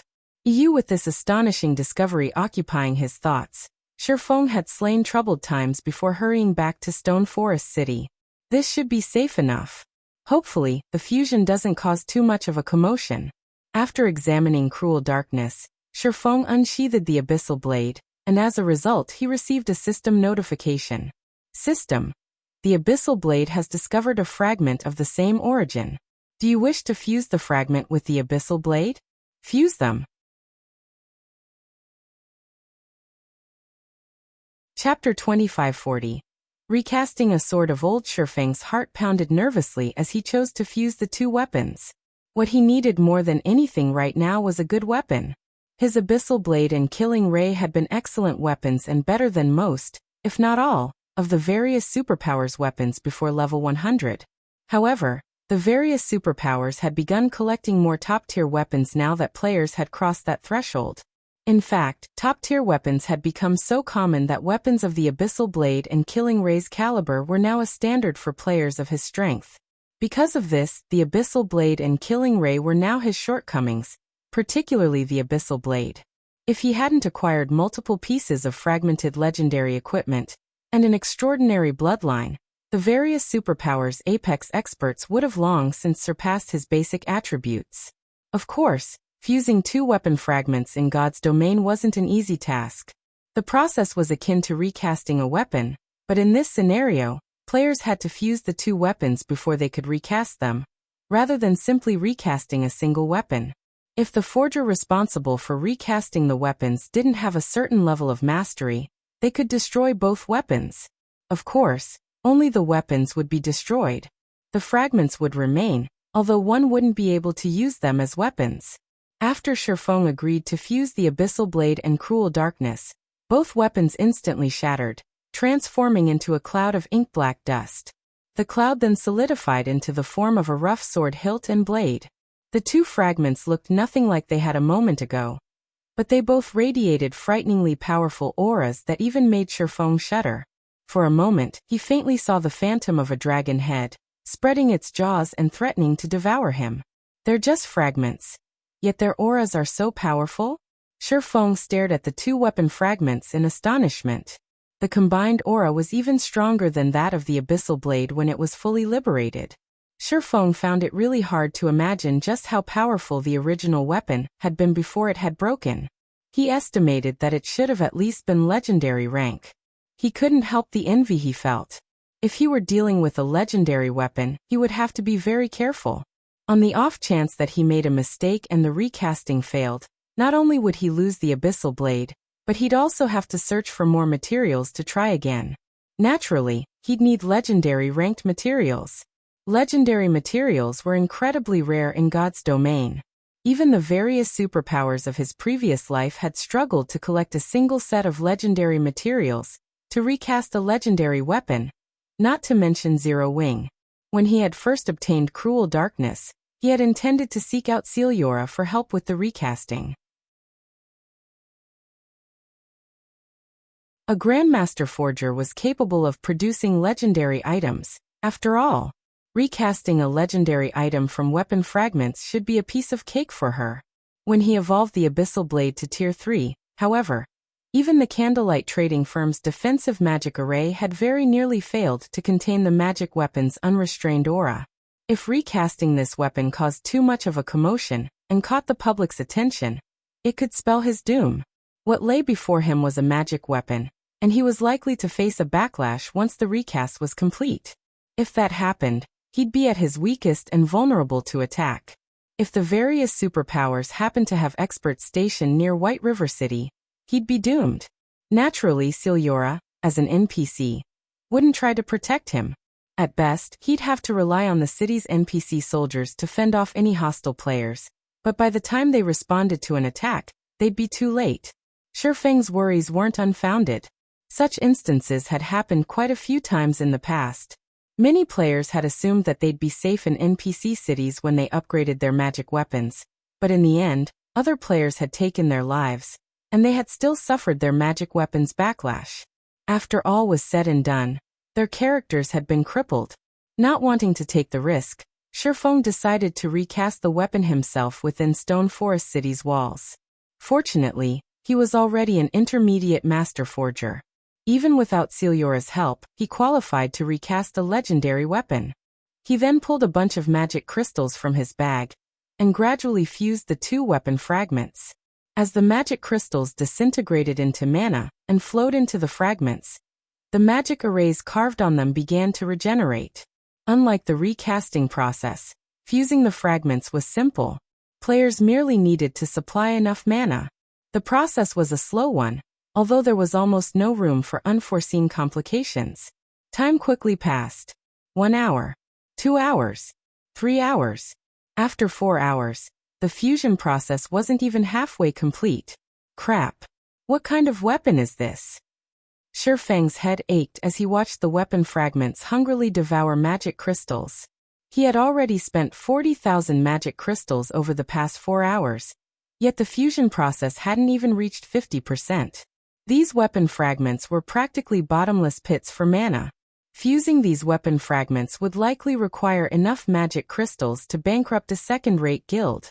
If he hadn't returned to the eastern continent with over 200,000 magic crystals, the equivalent of a full day's income for the Starlight Fortress, he wouldn't have had enough. Just as he was about to take more magic crystals from his bag, he received a call request from Gentle Snow. After so long apart, not only had Gentle Snow reached level 109, but she also now radiated a special kind of mana. Shifeng would have assumed she had unlocked her mana body's full potential if he hadn't known better. He had to admit that he was impressed with her management of Stone Forest City while he had been gone. Not only had Gentle Snow perfected the city's defenses, but the guild also now had 130 Tier 3 experts. Zero Wing had already started raiding 100-man, level 100 team dungeons, and the guild's main force members had updated plenty of their weapons and equipment. Now their equipment standards were only slightly weaker than the Hell Legion's experts. Guild leader, a group of dark players recently contacted me. They say they are from the dark world, and they wish to meet with you. Apparently, they wish to help us with our current predicament, Gentle Snow reported. Players from the dark world. Shifeng was a little surprised to hear the news. The dark world was a very special otherworld in that it hadn't formed naturally. Rather, ancient gods had created the dark world, and it was dominated by the laws of darkness. The dark players that resided in this otherworld were a far greater threat than any dark players on the main continent. When the dark world had connected to the main continent during Shifeng's previous life, the dark power's influence on the main continent had already reached its peak. Level 100 plus neutral maps had become battlefields for dark and normal players, and many had fallen. Even some kingdoms and superpowers had been annihilated. However, before the planar gate between the dark world and the main continent had activated, no one had been able to leave the otherworld, other than the key holder. As far as Shifeng could remember, only Flaming Light held the key, and it was obvious that he hadn't yet activated the planar gate. Yet, players acting as residents of the dark world were looking for him. He found the situation strange. Do you wish to meet them? Gentle Snow asked. This is interesting. Yes, I'll meet with them. Have someone receive them for now, and I'll head over once I've finished here, Shifeng replied, gazing at the weapon fragments before him. All right, I'll inform them, Gentle Snow said, nodding before she disconnected the call. Feng then returned his attention to fusing the two weapon fragments. 60,000, 80,000, 90,000. When he sacrificed the 100,000th magic crystal, he heard the chime of a system notification. System. Fusion complete. Please begin recasting the weapon. With the system notification, Feng heard the deafening roar of a dragon from the fused weapon fragments. It was so powerful and startling that he stumbled back. Read latest chapters at Wuxia World. Suddenly, space around him began to darken, and stars twinkled with dim light. A black dragon, over 800 meters tall, appeared before Feng, and he instinctively froze under its gaze. The Black Dragon King? Feng stared, astonished. This was undoubtedly the strongest dragon he had ever seen. The Tier 5 dragons he had seen in the past seemed like children before this monster. The scene didn't last long, however, and Feng quickly found himself back in the quiet core room with only a tattered blade before him. Countless night black particles circled the old weapon. System. You have 5 hours to recast the weapon before you.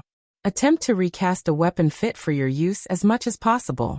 If the weapon's completion rate is lower than 70%, the recasting process will be deemed a failure.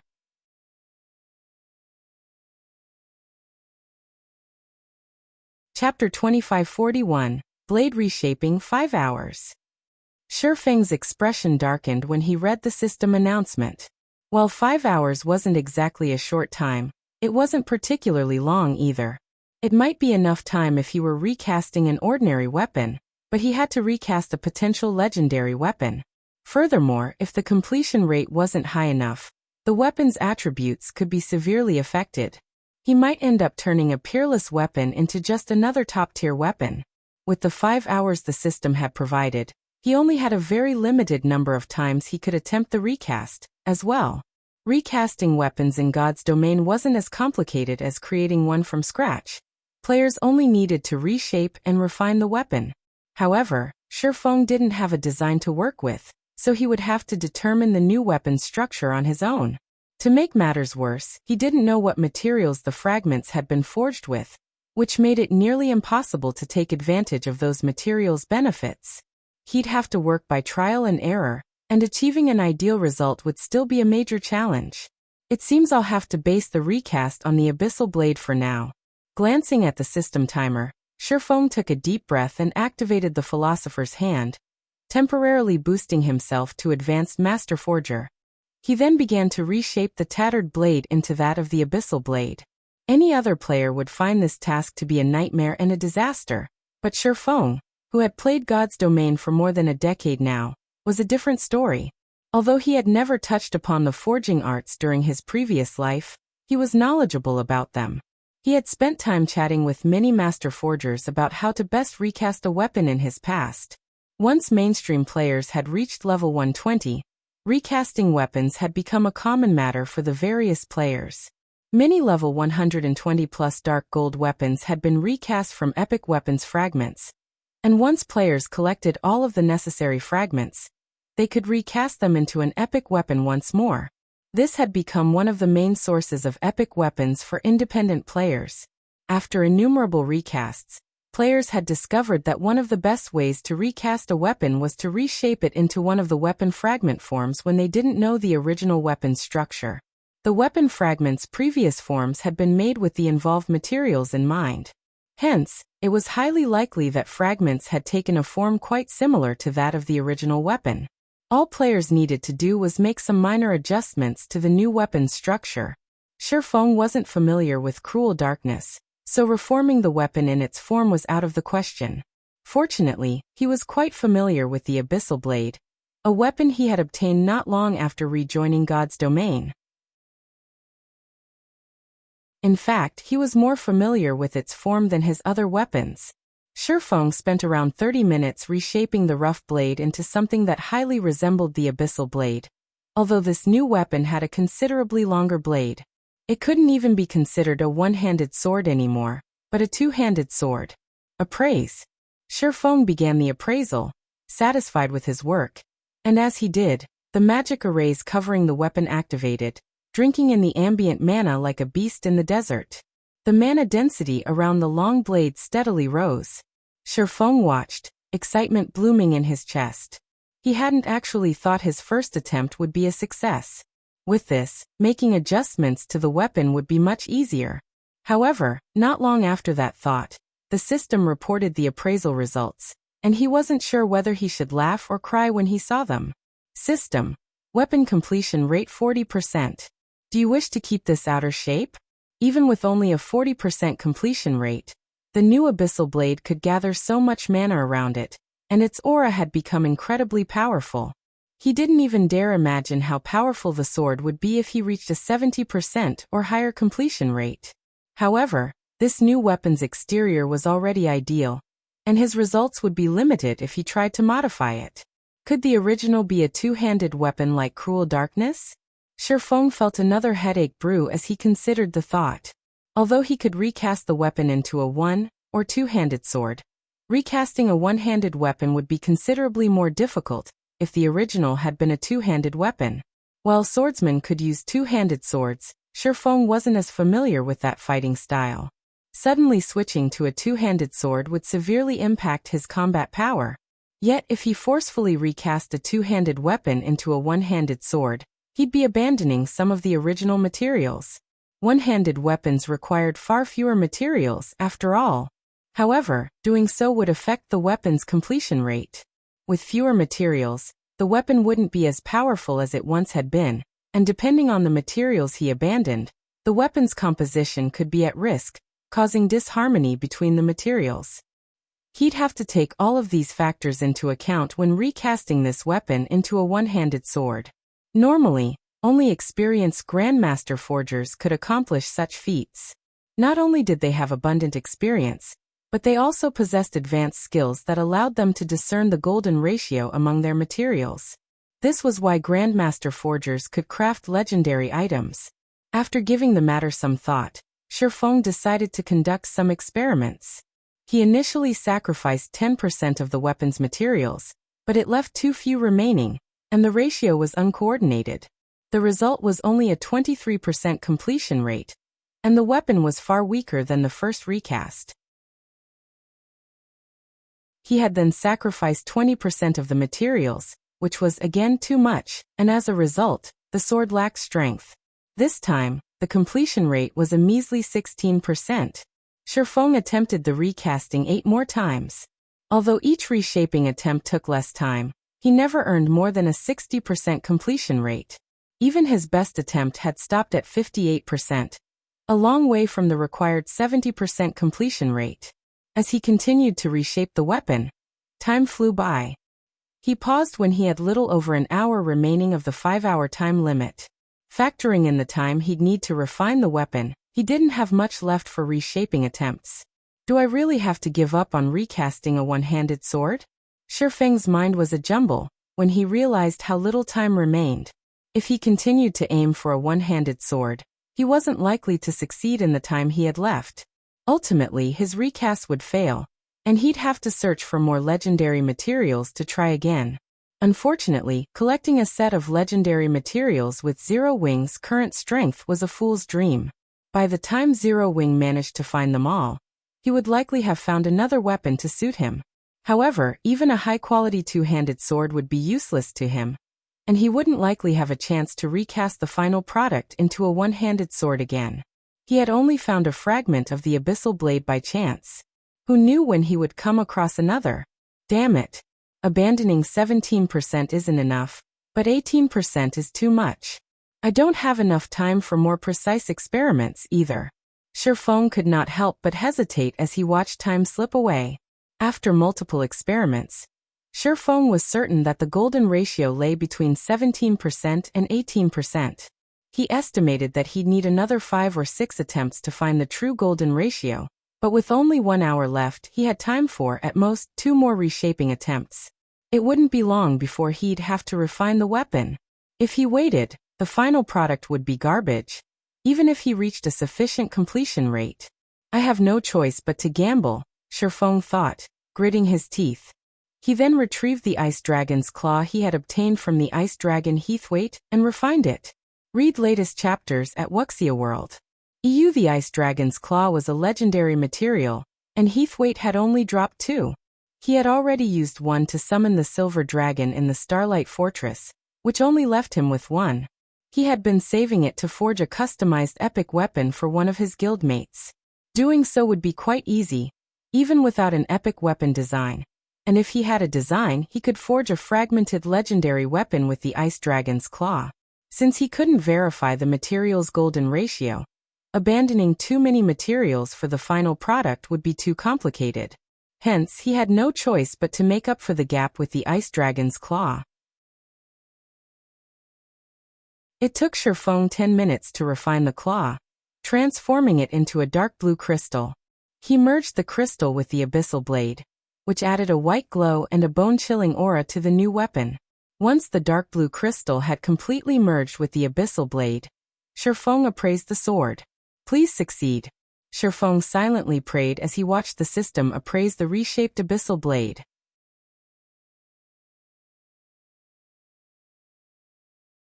Chapter 2542, New Abyssal Blade. As the system began to appraise the weapon, the magic arrays on the new Abyssal blade simultaneously lit up.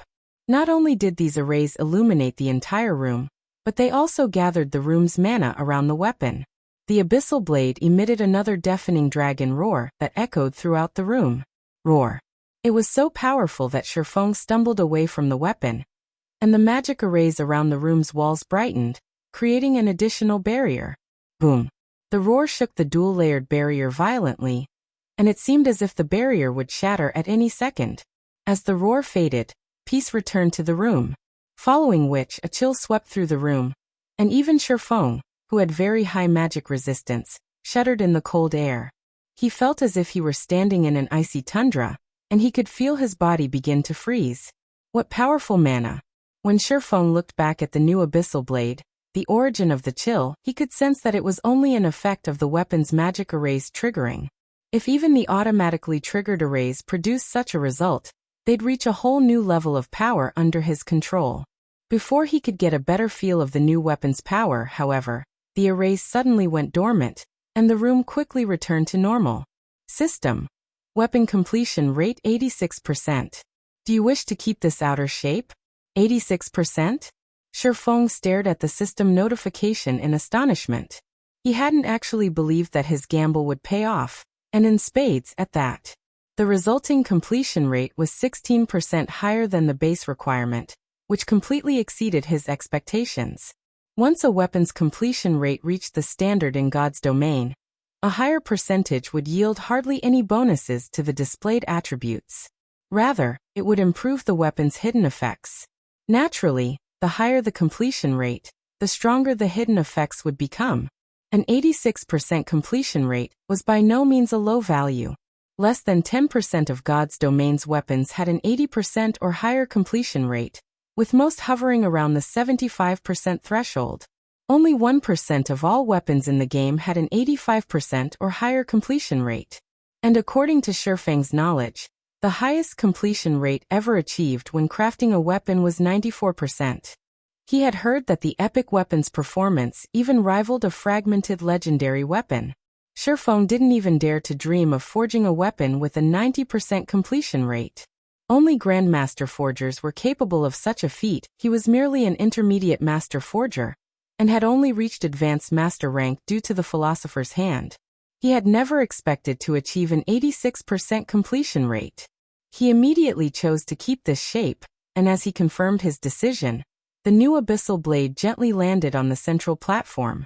Amazing! So this is the power of the merged fragments. Surprise flashed in Sherfeng's eyes as he took up the new Abyssal blade. The old and new Abyssal blades looked roughly the same on the outside, but the new weapon was much heavier than the old one. However, despite the increased weight, Sherfeng felt far more compatible with this weapon than he ever had with the hilt in his hand. It felt as if the sword were an extension of his body. He could even feel the ambient mana flow through the weapon. With the new Abyssal blade in his hand, his mana sensitivity underwent a qualitative transformation.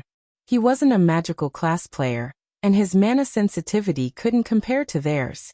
Mana sensitivity might not be particularly useful for physical players, But it was useful to experts, especially those who were adept at manipulating magic arrays. Not only could players control magic arrays far more easily with greater mana sensitivity, but they could also locate arrays' weak points with less effort. Moreover, once one's mana sensitivity reached a certain level, players could shatter their opponent's skill or spell by manipulating the flow of mana in the air. They could even prevent opponents from using skills or spells at all. System. You have 30 minutes remaining. Please complete the recasting process as soon as possible. If the process fails, the weapon will disintegrate. Too close. I nearly ran out of time. Shifeng breathed a sigh of relief when he heard the system notification. And he started to refine the new weapon. The refining process was much simpler than the reshaping process. He merely needed to add the blade's edge and polish the sword's magic arrays. As both an intermediate master magician and a temporary advanced master forger, these were simple tasks for him. He completed the process in less than 20 minutes. The instant Shifeng finished the new weapon, he heard the sound of another system notification. System. Weapon recasting successful. Please name your new weapon. Abyssal blade. Shifeng replied without hesitation. System. Naming successful. Recast weapon will be named the Abyssal blade. Do you wish to activate auto appraisal? Appraise. Shifeng answered. Letting the system appraise the weapon might not mean much to ordinary players, but to Shifeng, a master forger, it was a relatively useful tool that would grant him some forging proficiency. In fact, master forgers during his previous life had sometimes taken recasting commissions for free to gain more forging proficiency. As long as they were successful, the forger responsible would be awarded an abundance of proficiency. A master forger might save 1 or 2 days of work with one successfully recast weapon. System. Appraisal of the Abyssal blade is complete. Weapon completion rate is at 86%. Weapon rank is designated as Fragmented Legendary, rewarding 30,000 forging proficiency. The notification stunned Shifeng. Wonderful. It's upgraded to Fragmented Legendary rank. Shifeng looked at his new weapon, ecstatic. Although he had guessed that there was a high possibility of the end product reaching Fragmented Legendary rank, he couldn't help his joy after hearing his guess verified. A Fragmented Legendary weapon. He had quite a few Fragmented Legendary items on him, but none were weapons. They were only equipment pieces and accessories. The increased combat power they could provide was nowhere near that of a Fragmented Legendary weapon. And although he had been thinking of hunting one down for himself, acquiring such a weapon was easier said than done. Furthermore, he would have to find a compatible one-handed sword. Now that he finally had a Fragmented Legendary weapon that suited him perfectly, why wouldn't he be excited? Shifeng immediately called up the Abyssal blade's attribute panel. Normally, recasting a weapon significantly changed the weapon's attributes. The new weapon would no longer be what it once had been. Abyssal blade, one-handed sword, magic weapon, Fragmented Legendary rank, equipment requirement, strength 3000, agility 2000, attack power, 210% of strength attribute, attack speed, 2% of agility attribute. All attributes, increases according to user's level, ignore levels plus 35 attacks have, 70% chance to cause 250% damage, 40% chance to cause 300% damage. Every attack increases damage by 2% to a maximum of 30%. When equipped, strength increased by 50%, agility increased by 50%, intelligence increased by 35%, endurance increased by 50%, attack speed increased by 50%. All effects of weapon-related skills increased by 20%. All item level requirements reduced by 10 levels. If wielder belongs to a swordsman-related class, all skill levels plus 6. Increase free ability points received for every increase in level by 2 points. Equipment Tier 3. Can be evolved. Devour 4 God Crystals to evolve to Tier 4. Additional active skill 1. Darkness Bind Tier 3. Binds all enemies within a 100-yard radius for 3 seconds and reduces their defense and magic resistance by 100% for 15 seconds cooldown. 40 seconds additional active skill 2. Darkness Domain Tier 3. Converts an area of 200 yards around the user into a darkness domain. weakens the senses of all enemies within the darkness domain, and reduces enemies' basic attributes by 15%. While inside the darkness domain, the user may control up to 36 strands of power of darkness. Each strand carries force equivalent to 110% of the user's strength, and causes 100% darkness damage. Duration: 60 seconds cooldown. 8 minutes additional passive profound inheritance. Mana Abyss Tier 3.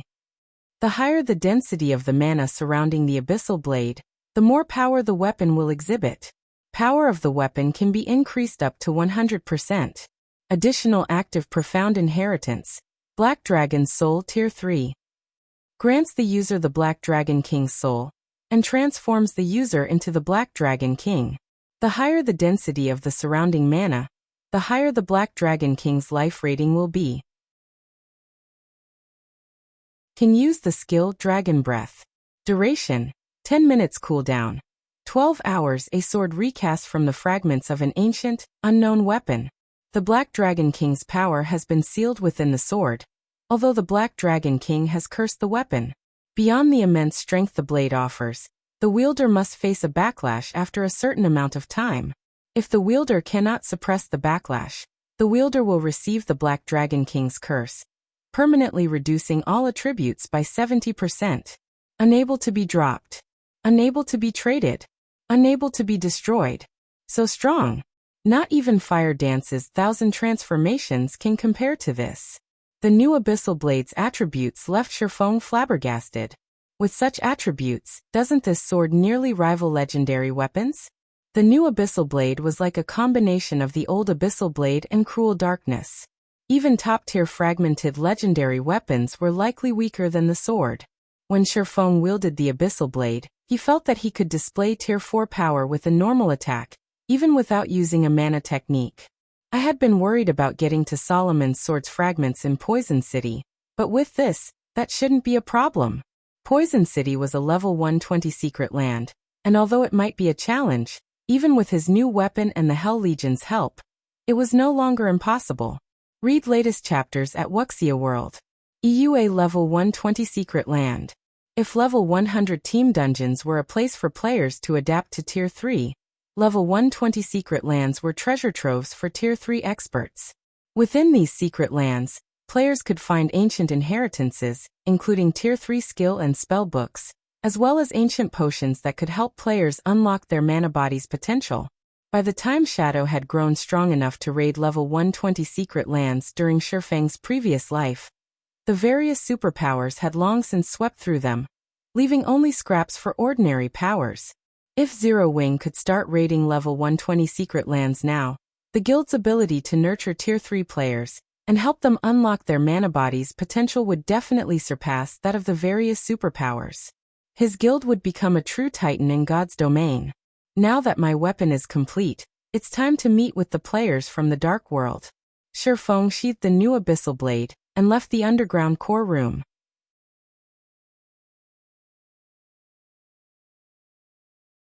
Chapter 2543.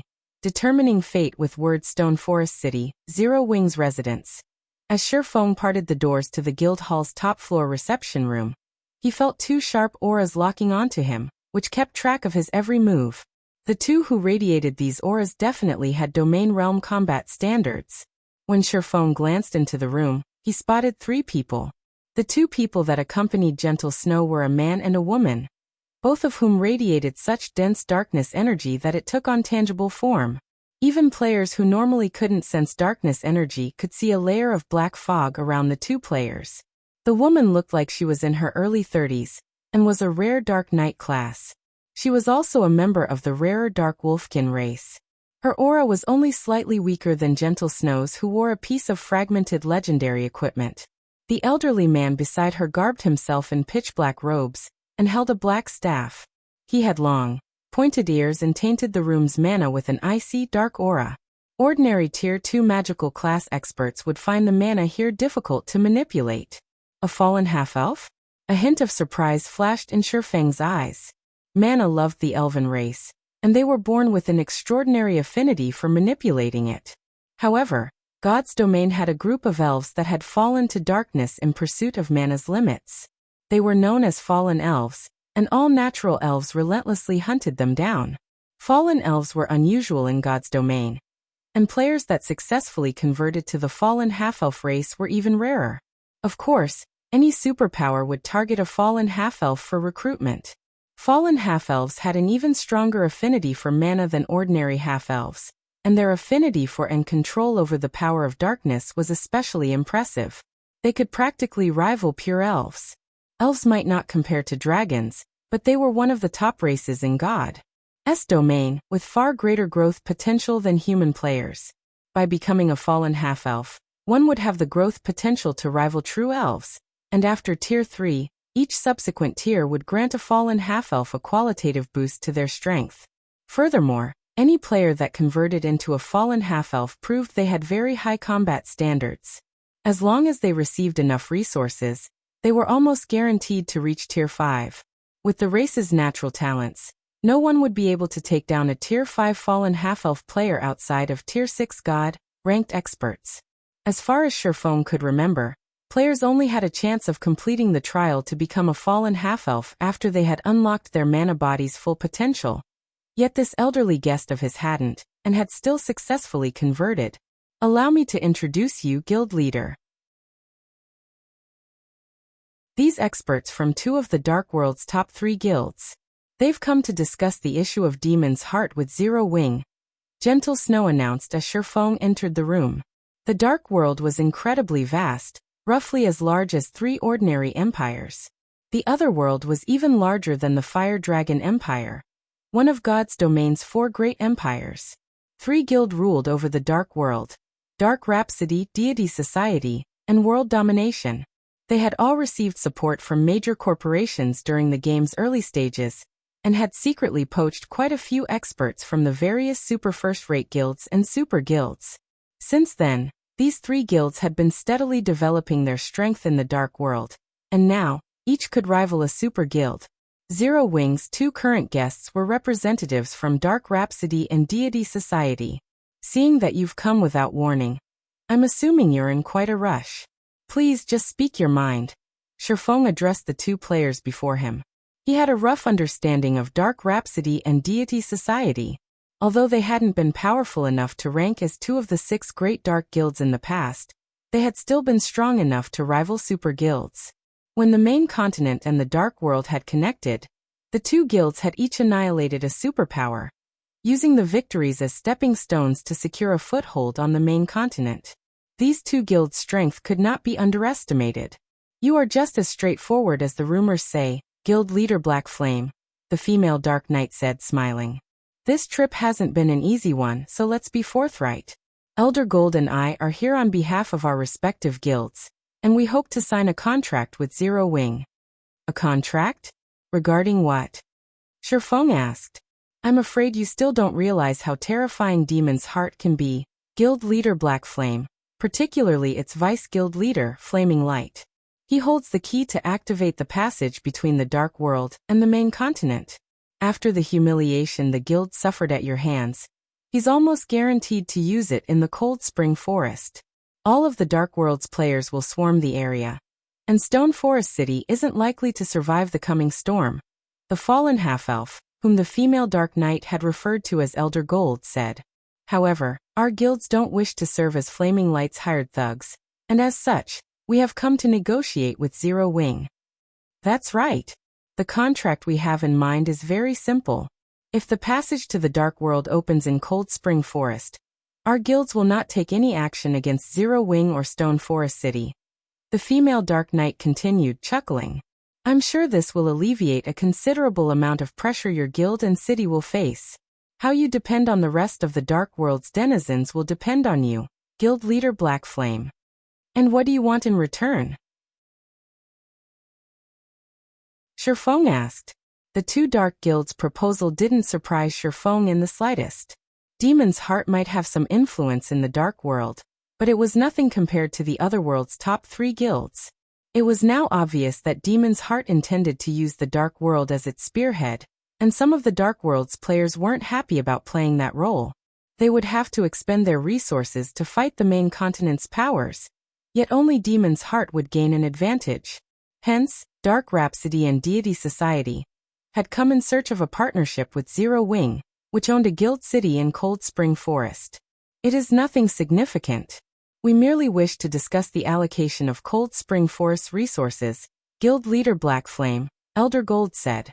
Both of our guilds are large organizations, and we require an extraordinary amount of resources. In exchange for our neutrality, we'd like half of Cold Spring Forest's resource areas. We will not interfere in any matters in the other half. Naturally, we would like Zero Wing to agree to the same. Call it a non-interference pact. Gentle Snow couldn't help but frown from beside Sherfong. At first glance, the conditions Elder Gold had stated were generous. Cold Spring Forest was an abundant resource map, after all, and not even Zero Wing could monopolize it. However, if Zero Wing signed this contract, the guild wouldn't have to battle the rest of the Dark World's powers and players for the remaining half of the map. This would undoubtedly intensify the competition. In contrast, Dark Rhapsody and Deity Society could avoid a fight with Zero Wing, their largest competitor in the Cold Spring Forest. I see, Sherfong said, nodding. This proposal will benefit each of our 3 guilds. May I know your thoughts on this, Guild leader Black Flame? The Dark Knight asked. Since your 2 guilds are so sincere, how about this? Zero Wing will concede 70% of Cold Spring Forest's resource spots. In exchange, your guilds will offer us some other resources. We don't want much. 500,000 darkness crystals will do. What do you think? Sherfong countered with a smile. Read latest chapters at Wuxia World. EU Guild Leader. Gentle Snow exclaimed, turning to Sherfong with wide, shocked eyes. Competing with the Dark World's various powers over half of the Cold Spring Forest resources would already be an immense challenge. If they only had 30% to fight over, the Dark World's powers would immediately declare an all-out war against their guild. Sherfang's counteroffer even confused the female Dark Knight and Elder Gold, not to mention Gentle Snow. They had considered the possibility that their offer would be rejected before they had visited Zero Wing's residence, or that Zero Wing would try to minimize the amount of resources it would share with their guilds. They had discussed various countermeasures for these possibilities. In fact, they had planned for several days of negotiation with the guild. However, they had never dreamed that Zero Wing would offer even more of Cold Spring Forest's resources. What exactly was this man thinking?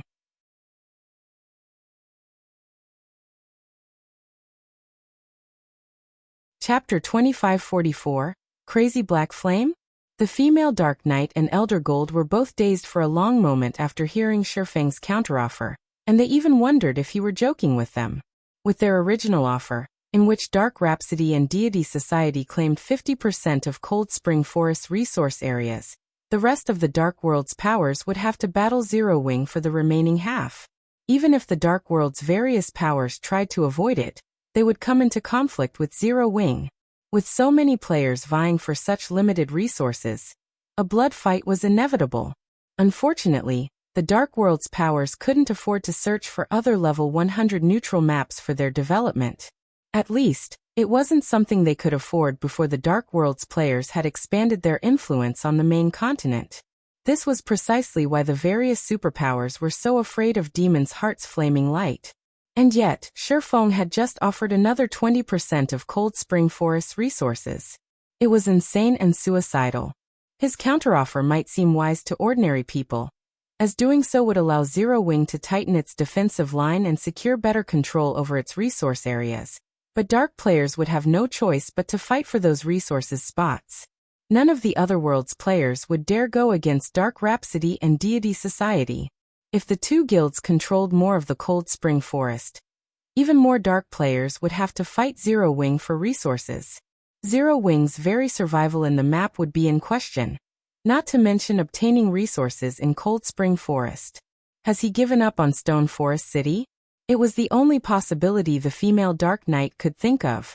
Zero Wing wasn't about to face 1 or 2 superpowers, but an entire otherworld. Moreover, it was an otherworld with even more players than the Fire Dragon Empire, and not a single power could stand against such a force. Realizing this, Sherfong must have decided to abandon Cold Spring Forest resources in exchange for the Dark World's precious darkness crystals. It was a worthwhile transaction, but no normal person would accept such an exchange. Developing a guild city required a massive amount of time and resources. Not just anyone could afford to abandon an entire guild city without a second thought. Are you serious, guild leader Black Flame? Elder Gold asked. He could not think of a single reason to refuse Shifeng's offer. Although 500,000 darkness crystals were valuable, they were insignificant compared to 70% of Cold Spring Forest's resource areas. Of course. If you don't believe me, I'll sign the contract right now, Shifeng replied, chuckling. Excellent.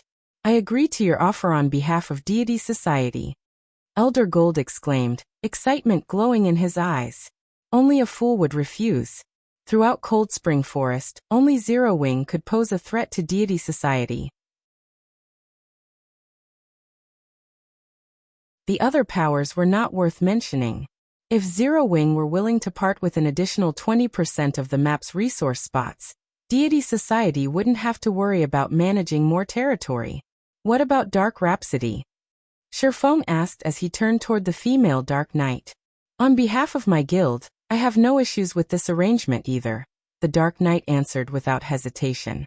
Although she didn't know what this swordsman was thinking, her superiors would strangle her once she returned if she refused. Once Elder Gold and the female Dark Knight had agreed, the three players signed the contract stipulating that Dark Rhapsody and Deity Society would occupy 70% of Cold Spring Forest's resource areas, while Zero Wing would occupy the remainder. None of the three guilds would interfere in each other's matters, and the two dark guilds would provide a total of 500,000 darkness crystals. With the negotiations complete, Elder Gold and the female Dark Knight promptly returned to the Dark World to notify their guilds of the good news. They immediately began to prepare the 500,000 darkness crystals Shifeng had demanded as well. Once the portal connecting the Dark World to the main continent opened in Cold Spring Forest, Dark Rhapsody and Deity Society would hand the crystals over to Zero Wing.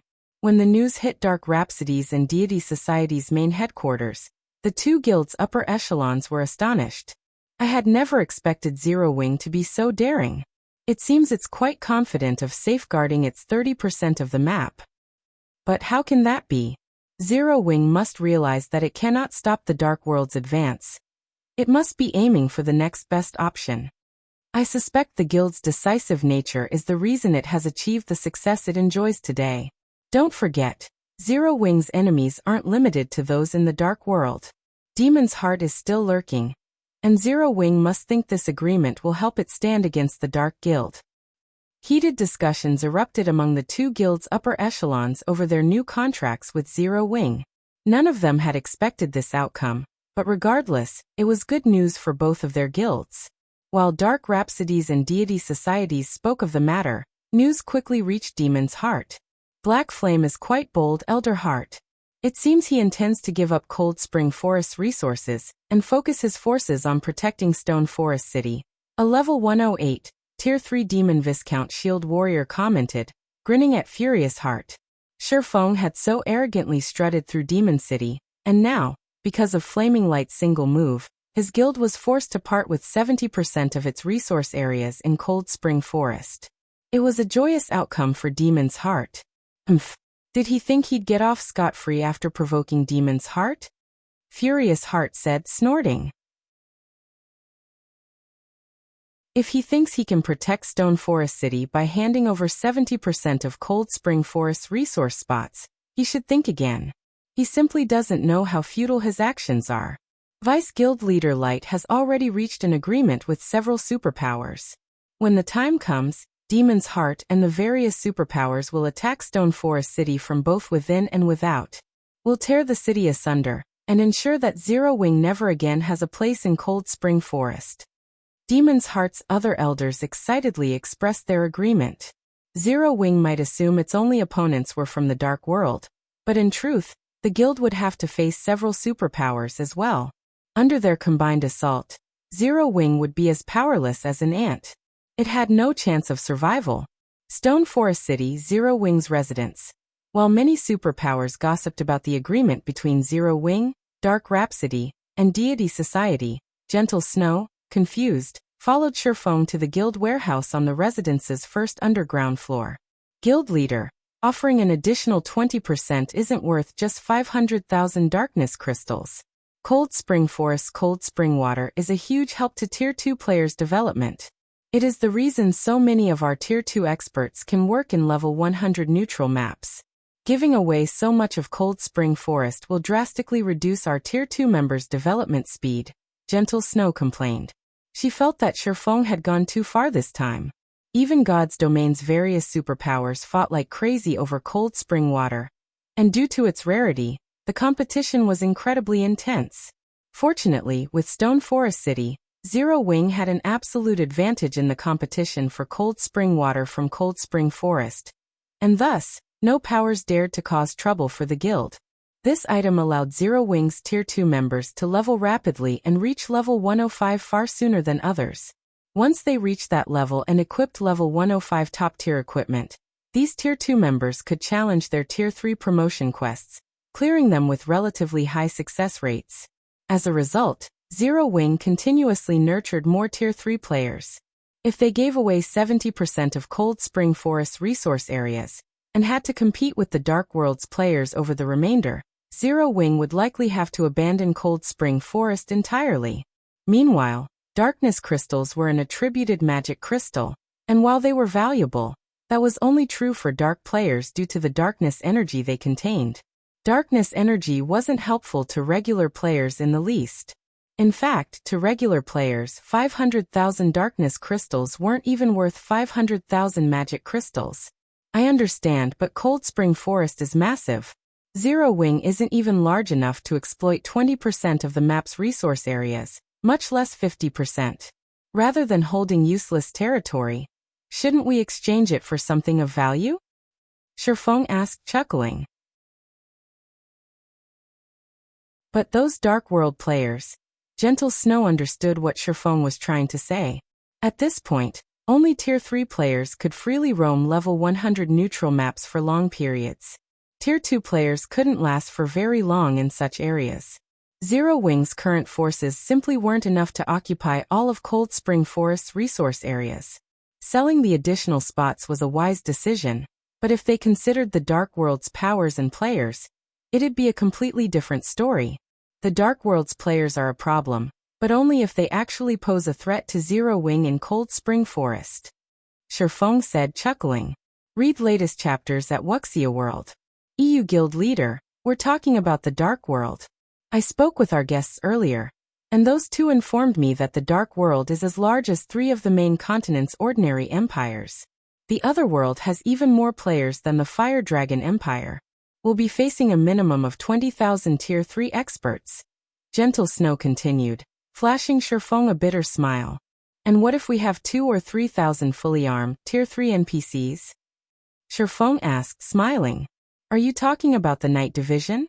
Gentle Snow, more or less, realized where Shifeng was going with this. We still don't have the funds to upgrade them. Who said that? Shifeng quipped. He then opened his epic spatial bag, and emptied its contents inside the guild warehouse. Within a few dozen seconds, materials filled the expansive warehouse, and every one was rare. Gentle Snow hadn't even seen many of these materials before. As the items tumbled out of Shifeng's bag, the mana density in the warehouse rose significantly.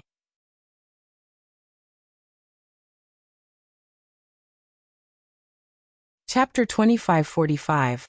Astonishing wealth. Gentle Snow stared at the materials Shifeng had revealed in a daze.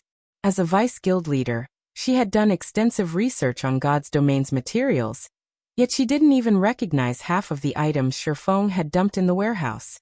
Even though she recognized were considered precious on the market, and normally, they were impossible to purchase, even for absurdly high prices. And yet, their guild warehouse was now packed full of such materials. The warehouses in Zero Wing's residences were easily as large as 4 basketball courts, but despite its size, Shifeng had filled it with incredibly valuable materials.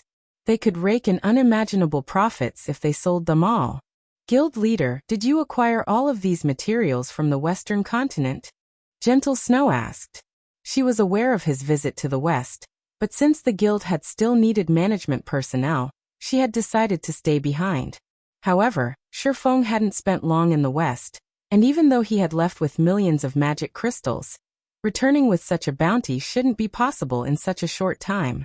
Rare materials were considered rare for a reason. There wasn't exactly a large supply of them on the market. To acquire as many materials as Shifeng had, one would have to sweep through multiple kingdoms and empires' auction houses. Moreover, once the various powers discovered that someone was purchasing certain rare materials in bulk, prices would skyrocket. To avoid that outcome, most purchased materials in small quantities over a long time. We spent quite a long time collecting these materials, Shifeng said, nodding. Smiling, he continued, how about it? Do you think dealing with those Dark World players will still be a problem? He had known about Demon's Heart's trump card for a long time. Before his visit to the Western continent, he never would have casually attacked the Dark Guild. He didn't want to become the entire world's enemy, after all. But times had changed and he was now extremely wealthy. Magic crystals were worth far more on the Western continent than they were in the East. Hence, he had gotten a bigger bang for his buck. He estimated that the materials he had purchased for 3 million magic crystals in the West should fetch around 10 million gold in the East. At this stage of the game, not even superpowers could collect 10 million gold. At best, they might have 1 or 2 million to spare. You are really vicious, guild leader. I can't believe you got your hands on so many materials unique to the Western continent. The various superpowers would go mad if they found out about this, Gentle Snow said, excitement welling within her as Shifeng nodded victoriously. In God's domain, money was power. Whether one was trying to construct a guild city or provide their guild members more benefits, all required money. Hence, a rich guild could develop rapidly. Unfortunately, not only was God's domain's coin production limited, but players also had to cover many daily expenses. Even now, as players reached Tier 3, coins hadn't depreciated much, and there were even faint signs of them becoming more valuable. Now that Zero Wing had such a fortune, fully arming its night division, and forming a true NPC army was entirely possible. I do have an important use for these materials, however. We can only sell half. I'll leave that to you. Make sure to find absolutely trustworthy people to do the job. If this news leaks, we'll have a hard time demanding high prices, Shifeng warned her. I understand. I ensure that every one of these items sells at an ideal price, and I'll make sure that none of the various superpowers learn of our wealth. Gentle Snow promised with a bright smile. She couldn't help but look forward to seeing the various superpowers' expressions when they saw Zero Wing's upgraded night division. Since Stone Forest City's relocation to Cold Spring Forest, many superpowers had been eyeing the city. As they gained more Tier 3 players, Zero Wing's control in the map had weakened, and due to the recent conflict with Demon's Heart, quite a few powers have started to cause trouble. At this rate, the various powers might assume they could fight Zero Wing for Cold Spring Forest's resource areas before the portal to the Dark World even activated. I'll leave everything to you then, Shifeng said, nodding. Following which, Shifeng stealthily made his way to Stone Forest City's Candlelight trading firm. While one of his goals in visiting the Western continent had been to earn a ton of money and materials, his main goal had been for the Tree of Life. The Tree of Life was only a tool, not a weapon, yet all powers sought the treasure. This was because the Tree of Life could produce a variety of rare items, not unlike an infinite treasure trove. Even super guilds would go crazy to obtain a Tree of Life main branch since they could produce fruits of life, a legendary material that could resurrect the dead. A single fruit could even grant creatures new life. Most players might not care about the ability to resurrect the dead, but countless dreamed of the ability to grant living creatures new life. Granting new life meant upgrading a creature's growth potential and life rating, which could be done to players, monsters, and NPCs. Moreover, there was almost no limit to the number of fruits of life an individual could consume, although each subsequent fruit would prove less effective. This ability was why fruits of life were the best cultivation fruit in God's domain. The main branch Shifeng had obtained had survived since before the Great Destruction. One could only imagine how valuable it was. Stone Forest City, Candlelight Trading Firm. Due to how attractive Stone Forest City was to Tier 3 players and the fact that the Candlelight Trading Firm sold all sorts of master potions, The shop had become a hub for the various adventurer teams. In fact, any adventurer team wishing to develop in Stone Forest City first became an advanced member in Candlelight. Plenty of lifestyle players visited the trading firm, as well. To keep up with the huge demand, Candlelight had split a portion of its basic orders with independent lifestyle players, while allowing Candlelight's members to focus on producing the more important products. Not only did this increase the trading firm's operation scale, but it also increased productivity. At the same time, it also allowed independent players a chance to earn proficiency points while practicing their crafts. The independent lifestyle players that worked for Candlelight could also earn contribution points and exchange them for a plethora of recipes and materials. They could even spend points to rent special workshops and basic meditation rooms. Due to such lucrative benefits, many independent lifestyle players with high standards had decided to develop in Stone Forest City. When Shifeng entered the Candlelight trading firm, he found that the first floor hall was practically full of adventurer team players and lifestyle players. The trading firm was no less popular than auction houses in NPC cities. Shifeng quickly made his way to one of the firm's basic meditation rooms, making many lifestyle players, who were waiting to rent a special workshop or basic meditation room, jealous. Who is that guy? They're just letting him enter a mediation room without waiting in line. I don't know, but he must be someone important. I've heard that only Candlelight's core members and independent players with a gold membership can enter mediation rooms as they wish. I wonder when I'll be able to become a gold member. Gold? You should thank your lucky stars if you even become a silver member. You know that even master lifestyle players only become bronze members. All lifestyle players dreamed of using basic meditation rooms due to their excellent training environments. But even the various superpowers lifestyle players had few opportunities to use them. The only reason that independent players like them had a chance to use a basic meditation room was Candlelight's booming popularity. If they could use the rooms whenever they wanted, they wouldn't have any trouble improving their skills. Of course, Shifeng ignored these independent players' jealousy. He merely entered the basic meditation room and retrieved the Tree of Life's main branch he had collected from the guild warehouse. Read latest chapters at Wuxia World. EU mana was the core of all in God's domain. Players would obtain better results in both combat training and producing items in higher mana density environments. Thus, to increase his chances of restoring the main branch, he had deliberately shut himself in a basic meditation room. With the main branch in hand, Shifeng carefully pulled a brightly glowing crystal from his bag. The instant it touched the air, it illuminated the room, and he felt the crystal radiate warmth. This crystal was none other than the Star of Light, a legendary material he had obtained from the demon god's temptation. This should be enough mana. I just hope it can live. Shifeng nervously gulped as he merged the Star of Light and Tree of Life's main branch.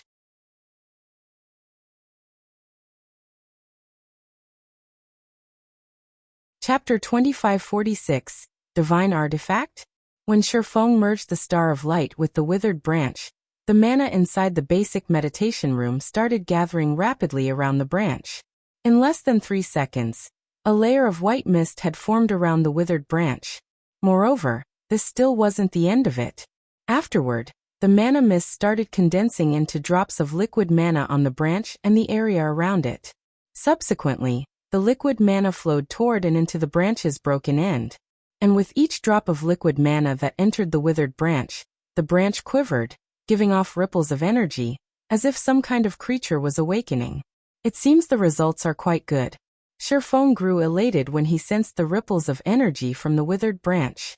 Previously, when he saw that the withered rate of the branch had reached 94%, he had somewhat despaired of reviving the branch already. Fortunately, there was no failure when trying to revive a Tree of Life's branch.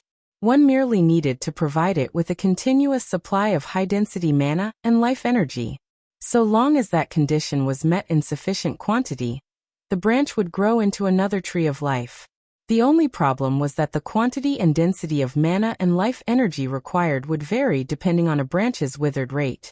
Meanwhile, the materials capable of supplementing the mana and life energy that a 94% withered main branch required were incredibly rare. Fortunately, Shifeng had been lucky on his trip to the western continent this time, and secured himself a star of light. Without it, he really wouldn't have any hope of resuscitating the withered branch he had. Following which, time passed by rapidly. Before he knew it, 8 hours had passed already. During this period, the withered branch had continuously condensed and absorbed liquid mana. Combined with the Star of Light's essence, the branch was now brimming with life energy. In fact, it had even started leafing. As green leaves kept sprouting on the branch, the life energy it radiated grew denser. Now the entire room was brimming with life. It just awoke, yet the life energy it's giving off is already so dense. What is the rank of this tree of life? Shifeng was a little surprised when he sensed the life energy filling the room. If players rest in this room, their recovery rate will most likely more than double. In God's domain, even after players reach Tier 3, they still wouldn't be immune to the corrosive energies in level 100+ maps. They would merely be more resistant to these energies. After the corruption reached a certain point, they would still have to return to cities to rest. Otherwise, they would collapse from hunger or exhaustion, or simply outright die. This was also the reason behind Stone Forest City's rapid development. However, even if players returned to a city to rest, they would still take a very long time to recover to their peak. While wealthy players also had the option of consuming mana-rich food and beverages to accelerate their recovery, these only improved the recovery rate by a few dozen %. If players rested inside this room, however, their recovery rate would increase by at least 100%. This was simply incredible. After all, expert players of God's domain consumed food and beverages that accelerated their recovery rate on a regular basis, to have more time grinding and exploring. Those of guild upper echelons would even take ancient potions to increase their recovery rate, which was extremely expensive. The cheaper ones cost around 20 or 30 gold per bottle, while expensive ones cost over 100 gold. Ancient potions were all consumables whose effects lasted only 4 to 6 hours. However, combining the effects of ancient potions and food that boosted recovery rate could just barely double players' recovery rate. Now, however, a Tree of Life's branch that had just been revived could grant this effect merely by being present inside a room. If news of this spread, the various powers of God's domain would definitely go crazy with envy. After all, an ancient potion granted its effects to only one person. The Tree of Life's branch, however, could aid all the players resting inside the room it was in. Setting all else aside, this branch alone would already give Zero Wing's main force members a huge lead over the various superpowers experts when it came to leveling up and improving their strength. Meanwhile, as Shifeng was reeling in astonishment from the passive effects the Tree of Life's main branch displayed, the branch in question suddenly released an emerald glow. It then transformed into a sapling. The instant the sapling took shape, Shifeng felt an indescribably heavy pressure on him. The sapling had actually sucked the basic meditation room dry of mana.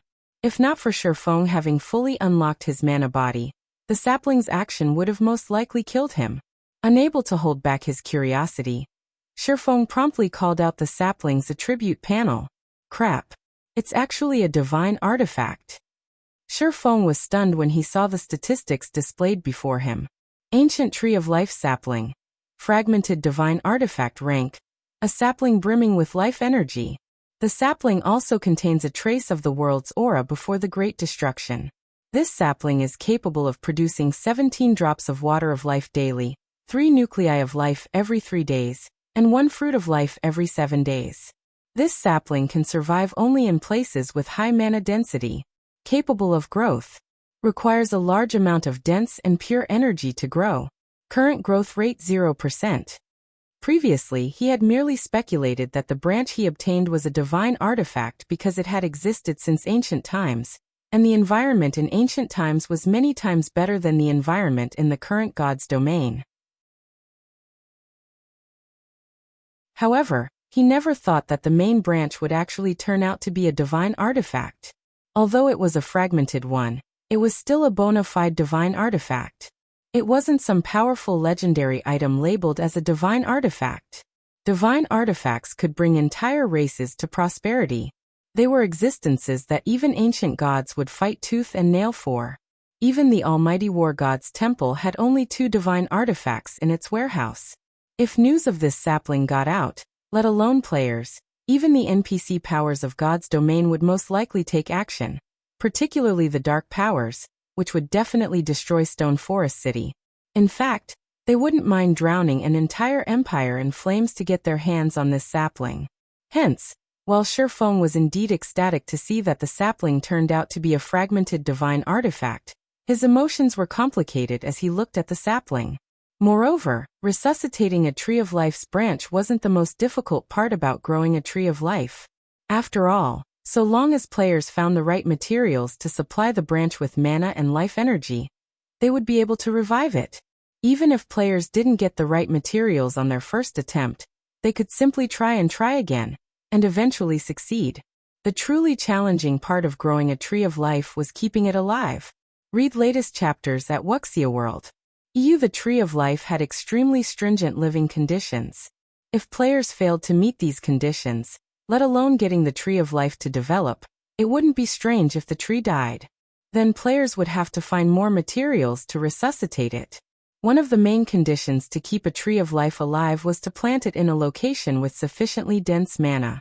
Originally, Shifeng had thought he could rely on Stone Forest City's environment to grow his Tree of Life.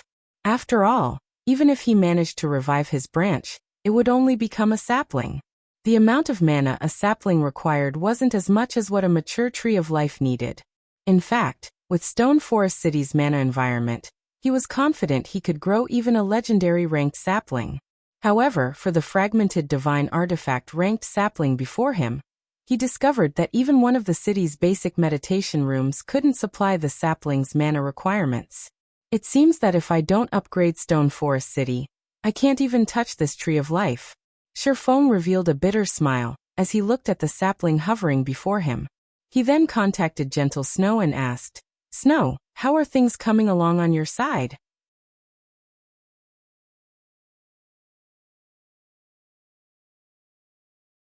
Chapter 2547. Foundations ready, Reconstructing Stone Forest City. I already had my men make the necessary preparations. However, quite a few superpowers are selling the Western continent's materials right now, so we'll have to wait a while to get a better price. Gentle Snow answered upon hearing Shifeng's question. Although the Western continent's rare materials were very precious on the Eastern continent, there were still some superpowers that sold them. To get a better price for the materials Shifeng brought back, and to avoid significant price fluctuations, they had to not only split the materials across numerous kingdoms and empires, but also consider the timing and sell only the materials that were unavailable or in low supply. Only by doing so would they be able to get the best price for their materials. For the current Zero Wing, though, handling these matters wasn't a problem at all. "Stop waiting. Sell whatever you can right now," Shifeng said after giving the matter some thought. So soon, Gentle Snow was a little confused by Shifeng's decision. The price they could get from selling the materials quickly would be considerably different from what they would get if they sold the materials gradually. After all, not everybody had a use for the Western continent's rare materials. If they sold these materials in bulk, they would saturate the market very quickly, which would reduce their profits. I'm in urgent need of money right now," Shifeng said, nodding. If possible, he would prefer not to act precipitately either. However, plans were always subject to change. He never thought that the Tree of Life's branch he obtained would really turn out to be a divine artifact, albeit a fragmented one. The density of the mana that a fragmented divine artifact ranked Tree of Life sapling required was something even the basic meditation room, the place with the highest ambient mana in Stone Forest City, was incapable of supplying. A Tree of Life sapling was different from other items. Once it formed, it could not be stored inside a bag for however long players wanted. Instead, it would live for just 2 or 3 days. If players failed to provide it with an adequate living environment, then it would wilt and revert into a branch. Moreover, ordinary bags couldn't store a Tree of Life sapling, as the sapling was a non-bag space item. Fortunately, Shifeng had the epic spatial bag, which was capable of storing non-bag space items. Otherwise, he would have no choice but to leave the sapling to die inside the basic meditation room. Meanwhile, in God's domain, There were only 3 methods to increase the mana density of a city. The first method was to build constructions that raised the density of mana. However, aside from the mana tower, players had to find the designs for other similar constructions on their own. Moreover, designs for constructions capable of raising a city's mana density by a significant margin were incomparably valuable, easily surpassing fragmented legendary items in value. Any power that obtained such a design would definitely choose to use it themselves instead of selling or trading it away. Zero Wing did not possess such a design at the moment, so this route was not viable. The second method was just as difficult to fulfill as the first method, and that was to install a better power source in the city's core magic array, which would raise the mana density inside the city. The third method was the one most used in the past, and that was to raise the rank of the city. When a city's rank increased, the standard of its core magic array would improve as well. As a result, the city's mana density would increase significantly. The promotion of a guild city required a sufficiently large player population and painstaking work. It wasn't something that could be achieved swiftly. However, it was also the easiest way to raise the mana density of a city. Currently, in terms of prosperity and security standards, Stone Forest City already met the requirements of an intermediate city. Its popularity was now the only thing holding back the city's promotion. Normally, the city would take a lot more time to accumulate the required popularity. However, there was a shortcut to raising a city's popularity: erecting advanced constructions. Building an advanced construction in a guild city would instantly grant the city a large amount of city popularity. In Stone Forest City's current state, the addition of just one advanced construction would be sufficient to elevate the city to the intermediate city standard. At that time, not only the city's size but also the mana density inside the city would increase by a large margin. However, Shifeng currently did not possess an advanced construction design.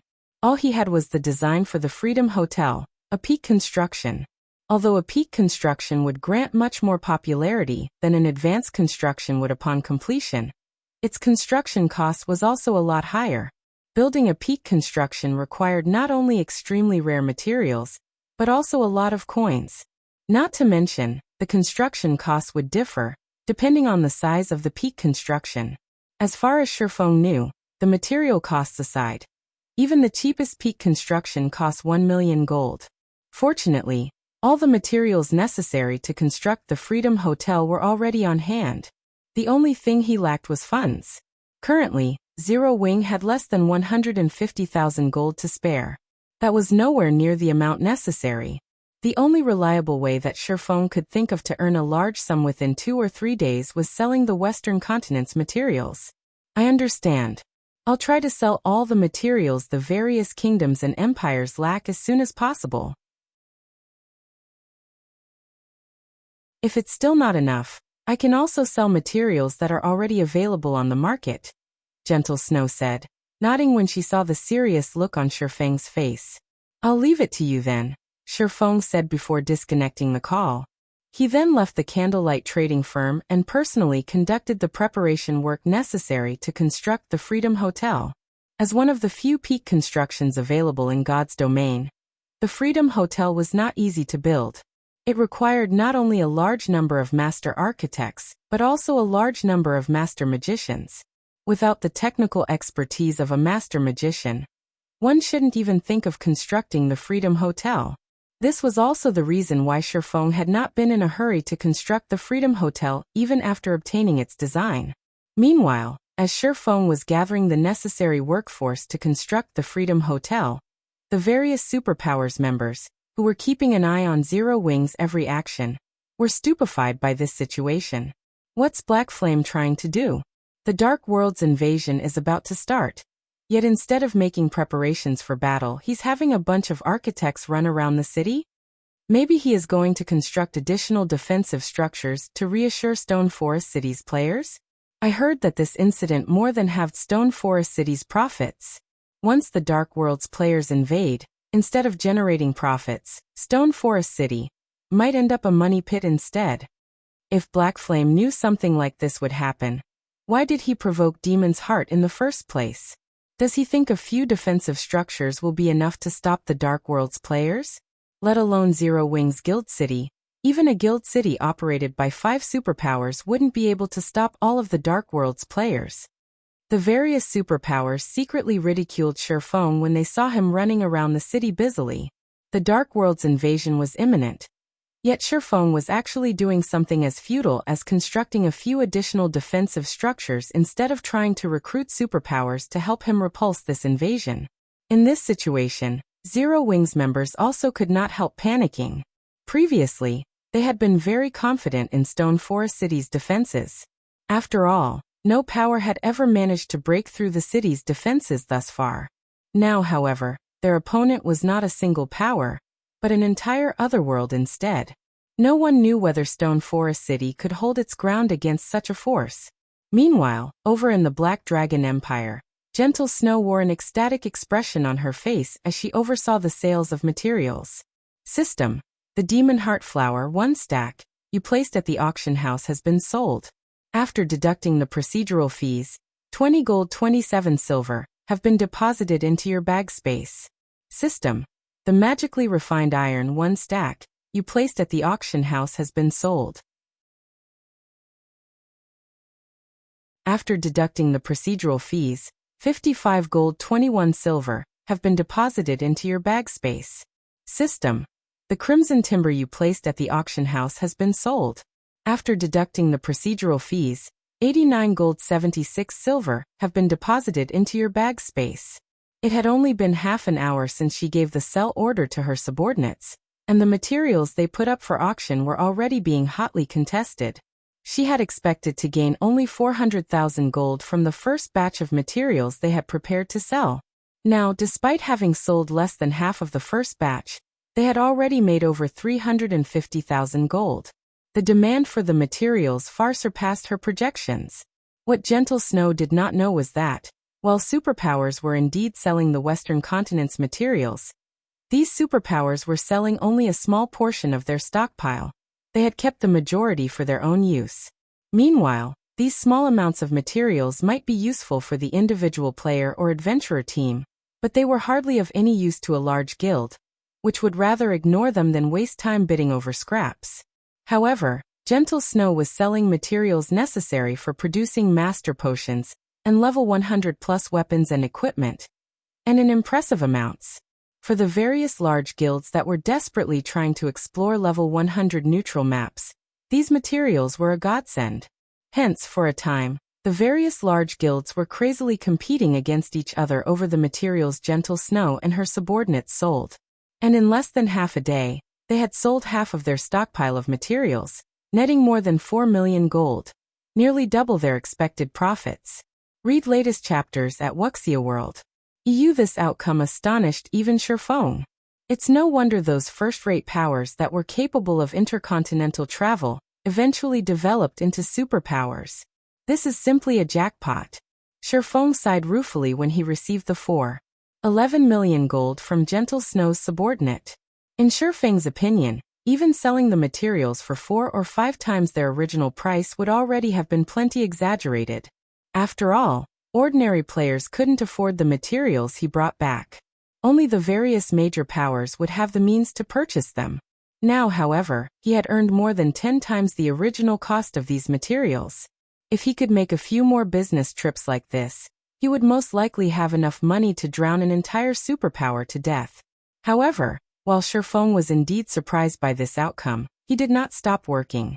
After making sure the area he stood on was sealed off from the public, he took out a thick, ancient tome from his bag. This tome was none other than the Freedom Hotel design. System: you now possess all the necessary construction materials and land to construct the Freedom Hotel. Do you wish to start its construction?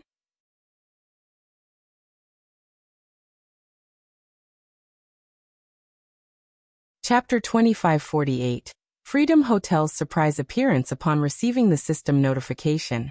Sherfeng took a deep breath and chose to construct the Freedom Hotel. Immediately afterward, he received another system notification. System: please choose the size of the Freedom Hotel you wish to build. A small one will cost 1,200,000 gold. A medium one will cost 1,500,000 gold, and a large one will cost 2 million gold. Sure enough, it really is expensive. Shifeng was flabbergasted when he saw the prices listed. Although he had known that peak constructions cost a ton to build, he still found it difficult to accept after seeing the prices with his own eyes. With 2 million gold, one could easily construct 2 or 3 guild cities. It was an astronomical amount of money, even for superpowers, enough to let a first-rate guild achieve rapid development. Now, however, this sum was necessary just to construct a small Freedom Hotel. It was no exaggeration to say that peak constructions were things that only the various superpowers could afford. Other powers would only be able to use the design as a decoration. Constructing the real thing would be beyond their means. After seeing these prices, Shifeng chose to construct a large Freedom Hotel without hesitation. Originally, he had planned to construct only a small Freedom Hotel for the sole purpose of upgrading Stone Forest City into an intermediate city. However, since he had gained a much larger harvest than he initially expected from selling the Western continent's rare materials, he naturally had no need to be stingy with his coins. After all, the difference between a small Freedom Hotel and a large Freedom Hotel was massive. Although both small and large Freedom Hotels possessed the same functions, a small Freedom Hotel had only 8 floors. In comparison, a large Freedom Hotel had a total of 32 floors. Starting out with a small Freedom Hotel and gradually upgrading it into a large Freedom Hotel would also be many times more expensive than constructing a large Freedom Hotel directly. Hence, in a situation where funds were plentiful, most powers would choose to construct a large Freedom Hotel from the get-go. As soon as Shifeng chose to construct a large Freedom Hotel, 2 million gold disappeared from his bag space, the coins transforming into a streak of golden light that flowed into the Freedom Hotel design in his hands. In the next moment, construction magic arrays started appearing on the tome's numerous pages. Every one of these designs was extremely complex, and even the simplest one was an advanced magic array. If someone below the Master Magician standard were to look at these magic arrays, they would most likely have a huge headache. Fortunately, most of these magic arrays could be retrieved from the design and engraved on the finished construction directly. Otherwise, if Shifeng had to do all the magic arrays required for the Freedom Hotel from scratch, he definitely wouldn't be able to manage, short of reaching the Grandmaster Magician standard. "Alright everyone, start working," Shifeng said after seeing the magic arrays appear on the design. In the next moment, over 100 architects sprang into action while holding a copy of the Freedom Hotel design. Some architects started refining materials, while some started fragmenting materials. The construction of the Freedom Hotel progressed smoothly under Shifeng's direction. As for Shifeng himself, he frantically engraved magic arrays on the finished portions of the Freedom Hotel. At the same time as Shifeng was constructing the Freedom Hotel, inside a high-class restaurant in a border town of the Ten Saints Empire. Currently, not only was the restaurant fully booked, but several dozen Tier 3 peak experts also stood guard around it. The imposing aura these players exuded deterring passers-by from approaching the restaurant.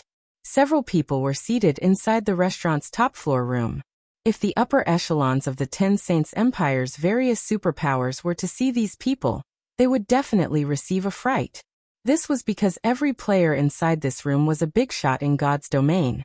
They were existences capable of shaking up entire kingdoms and empires with their decisions. Among those present, the person with the highest status would have to be Cold Shadow, a Vice Guild leader of mythology. Vice Guild leader Light, how are the preparations on your side coming along? I heard that the Dark World's Dark Rhapsody and Deity Society have signed a non-interference agreement with Zero Wing, a level 108, white-clad, elderly man sporting Pantheon's guild emblem asked as he looked at the indifferent and handsome youth seated beside him. Our preparations are nearly complete. The Dark World side just needs a little more time. Elder South, please rest assured. Those two guilds might have great influence over the Dark World, but the number of experts they command are nothing when compared to the expert population of the entire Dark World. In addition, we have reached an agreement with World Domination, which will help us add fuel to the fire. At that time, so long as no power assists Zero Wing, Stone Forest City will fall quickly. The handsome youth named Flaming Light replied with a chuckle. You can also rest assured on this point, Vice Guild Leader Light. Starlink has already sent greetings to the various powers operating around Stone Forest City. They definitely will not assist Zero Wing in fending off the Dark World's experts, Lu Xinglua said, smiling. Originally, Lu Xinglua had been racking his brain over how to deal with Zero Wing, which was growing stronger by the day. However, Shifeng had actually dared offend a hot potato like Demon's Heart. Since that was the case, Lu Xinglua naturally wouldn't mind sending Zero Wing on its way. An entire world filled with dark players. Even Lu Xinglua himself did not have the confidence to go up against such a force. Yet Shifeng had actually taken the initiative to challenge this force. Zero Wing's guild leader simply did not know the meaning of death. So long as Zero Wing lost the gold mine known as Stone Forest City, with Starlink's financial strength, stomping Zero Wing to death would be a piece of cake. When the time comes, I'll have to rely on everyone present. As for the distribution of Stone Forest City's shares that comes afterward, Demon's Heart will take no part in it. Moreover, I believe the Dark World's top 3 guilds also won't dare interfere in this matter. Everyone present will be free to decide what to do with Stone Forest City. I only hope that we can put a swift end to this affair. If Zero Wing focuses fully on defense, I'm afraid even our side will have trouble taking down Stone Forest City, Flaming Light said. You don't have to worry about this point, Cold Shadow said suddenly. I have already promised Stone Forest City's various adventurer teams that I will purchase their materials at a high price, and also let them exchange for a limited number of combat runes. I believe Stone Forest City's adventurer teams will no longer sell their materials to Zero Wing. Without the materials of these adventurer teams, Zero Wing won't be able to sustain its daily operations. Once the Dark World's portal opens, Zero Wing won't even be able to gather materials on its own. In that case, Zero Wing will implode in a matter of days. Upon hearing Cold Shadow's words, everyone present could not help but gasp in shock at her ruthlessness. Combat runes were items unique to the Western continent, and were something the Eastern continent's various powers had been dreaming of obtaining, in order to raise the combat power of their members by a large margin. If an entire team were equipped with combat runes, it would have a much easier time raiding team dungeons and field bosses. Due to the effectiveness of the combat runes, the Eastern continent's various superpowers were sparing no expense to purchase them, with some going as far as using magic crystals for payment. Adventurer teams didn't even get a chance to purchase these combat runes. Now that Cold Shadow was offering to let Stone Forest City's adventurer teams exchange for some combat runes, those adventurer teams would definitely accept her offer without hesitation. With this, Zero Wing would truly have to fend off the Dark World's invasion by itself. Due to this matter, the members of Stone Forest City's adventurer teams were currently holding secret discussions. At the same time, they were also gathering materials to exchange for Mythology's combat runes. They were not selling any of the materials they harvested from Cold Spring Forest to Zero Wing at all. Read latest chapters at Wuxia World. Zero Wing really knows how to hold its breath. Our adventurer teams have clearly stopped supplying it with materials, yet instead of raising its purchasing price, it is actually constructing something new. Does Zero Wing really think it can survive the Dark World's invasion with just a few additional defensive structures? Maybe Zero Wing is trying to make a quick buck before it falls. After all, so long as the Dark World's portal opens, everything will be over. As the adventurer team players looked at the magic array enveloping the Freedom Hotel, which was under construction, they could not help speculating about it among themselves. So what if Zero Wing's black flame was strong? It was useless even if he had the strength to go up against a superpower single-handedly. After all, before an entire world's players, even super guilds would be powerless. Meanwhile, as Stone Forest City's players were quietly discussing among themselves, the magic array concealing the Freedom Hotel suddenly shattered. With the magic array's disappearance, a 32-story building on Stone Forest City's main street came into view. At 150 meters tall, it overlooked the entire city.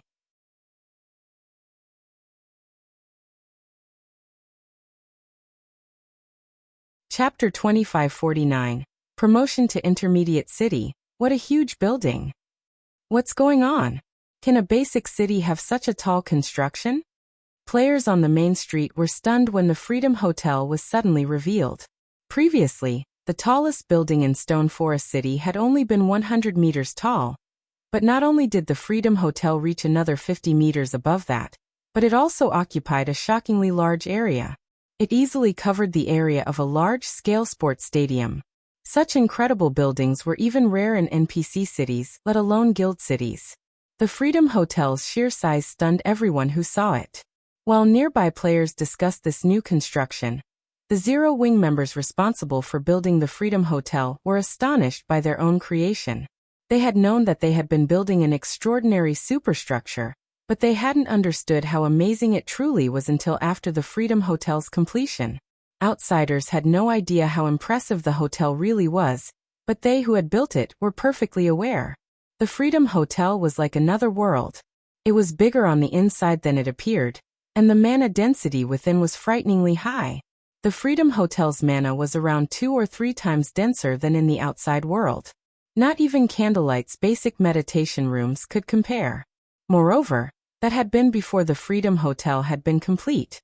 There was a major difference between complete and incomplete structures in God's domain. A construction in the game functioned like one massive magic array.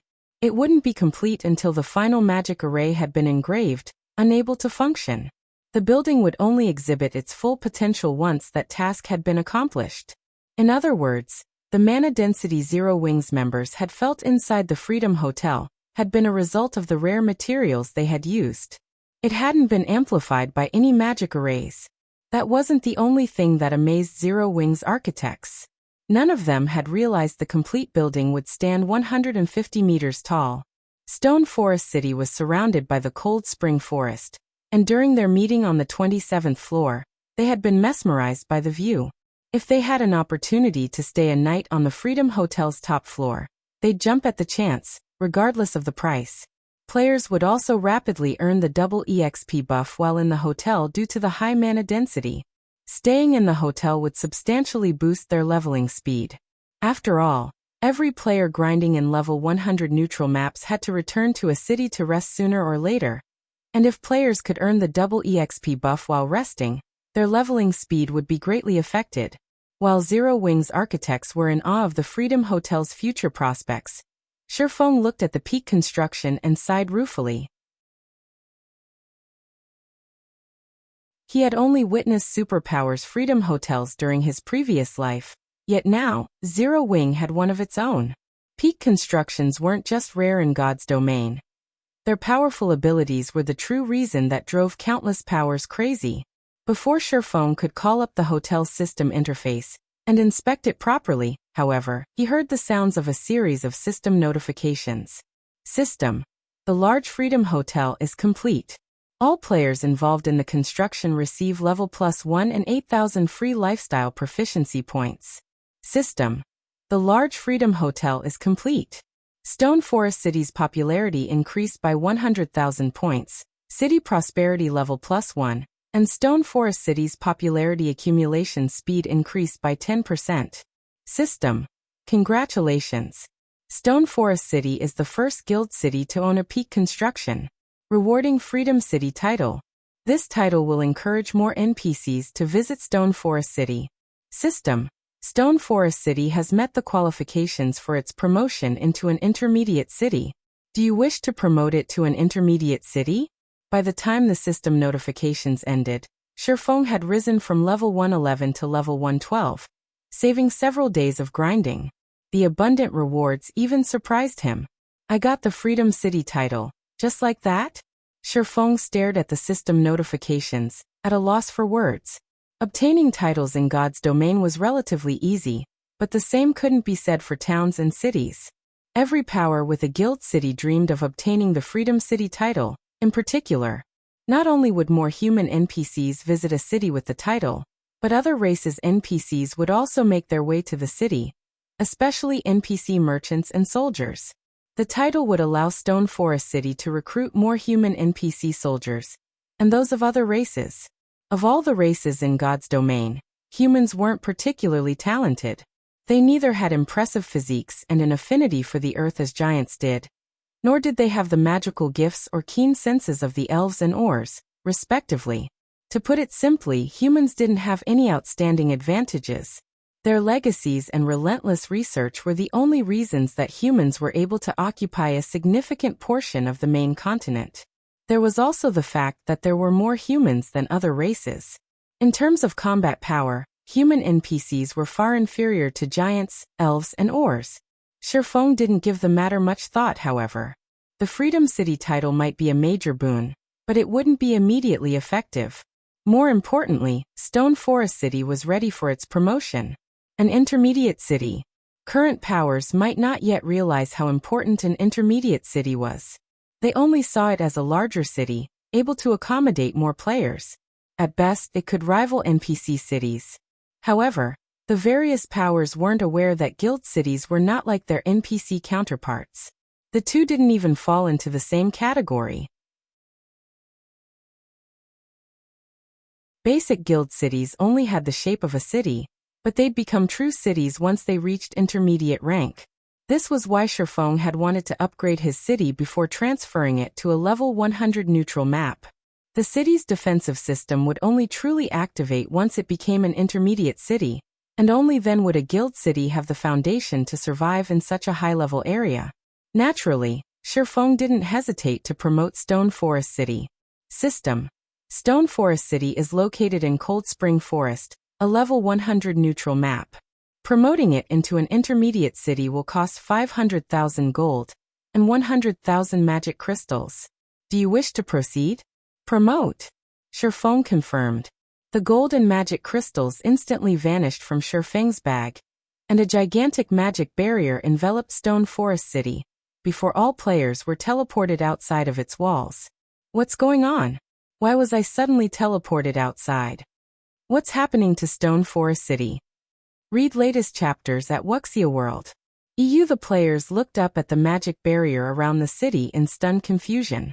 They had no idea what was happening. After a moment, however, some guild players' expressions shifted to shock.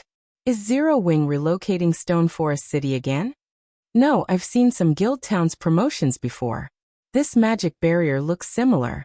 I think Zero Wing is promoting the city. What? Are you serious? Stone Forest City is being promoted?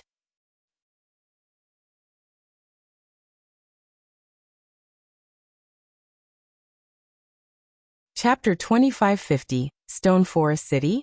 Stone Forest City's being promoted?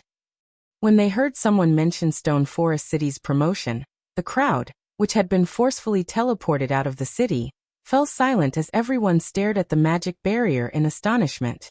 Guild Town's promotions had already become a common sight, but not a single guild had upgraded its city to intermediate rank.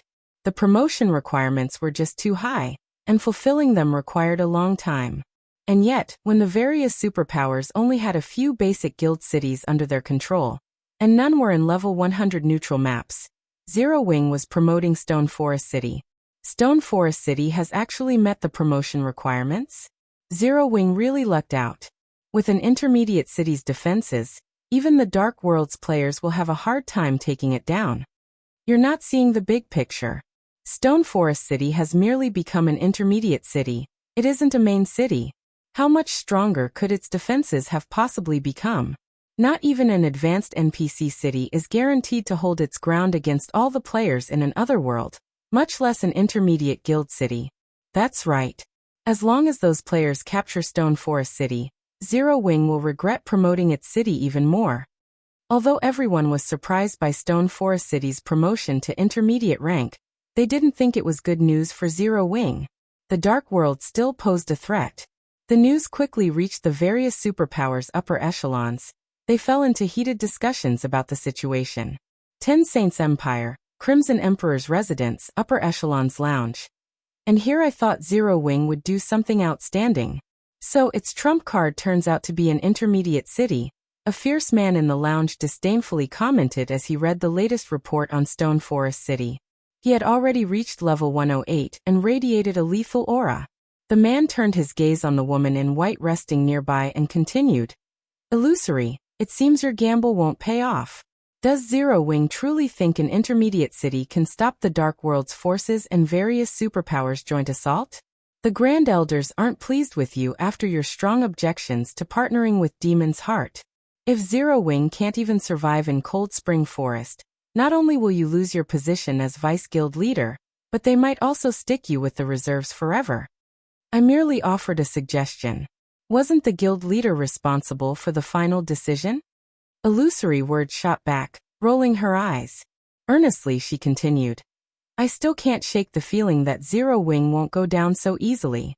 This is just like the shock I felt when Black Flame and his team actually broke into Demon City. Besides, even if Crimson Emperor doesn't participate in the assault, we have nothing to lose, right? We might not lose anything, but dark players will rule God's domain in the future. Demon's Heart's development speed is astounding. Based on our reports, Demon's Heart has secretly allied with several powers that are just as strong as super guilds. If we form a beneficial relationship with Demon's Heart, developing in level 100 neutral maps will be much easier in the future. The fierce man prudently countered. If we participate in Demon's Heart's plan, Crimson Emperor can befriend the Dark Guild and secure a share of Stone Forest City's benefits. The Grand Elders are likely cursing you for the suggestion right about now. This should have been a chance for Crimson Emperor to profit, but that chance is gone. They'll definitely make you pay for it. Don't blame me for this. There's no harm in being careful. The guild leader likely agreed to my suggestion, thinking the same. God's domain is too unstable right now, and the atmosphere among the various superpowers is growing tenser. Once the Dark World connects to the main continent, we'll reach a tipping point. I wouldn't even be surprised if we see superpowers fall. Illusory words said, smiling bitterly. Initially, she hadn't wanted to dissuade her guild from allying with Demon's Heart and attacking Zero Wing with the other superpowers. She actually agreed that Zero Wing was doomed this time. However, when she recalled Shifeng's performance in Demon City and his mythical display in the Dark Den, she hadn't been able to keep silent against partnering with Demon's Heart.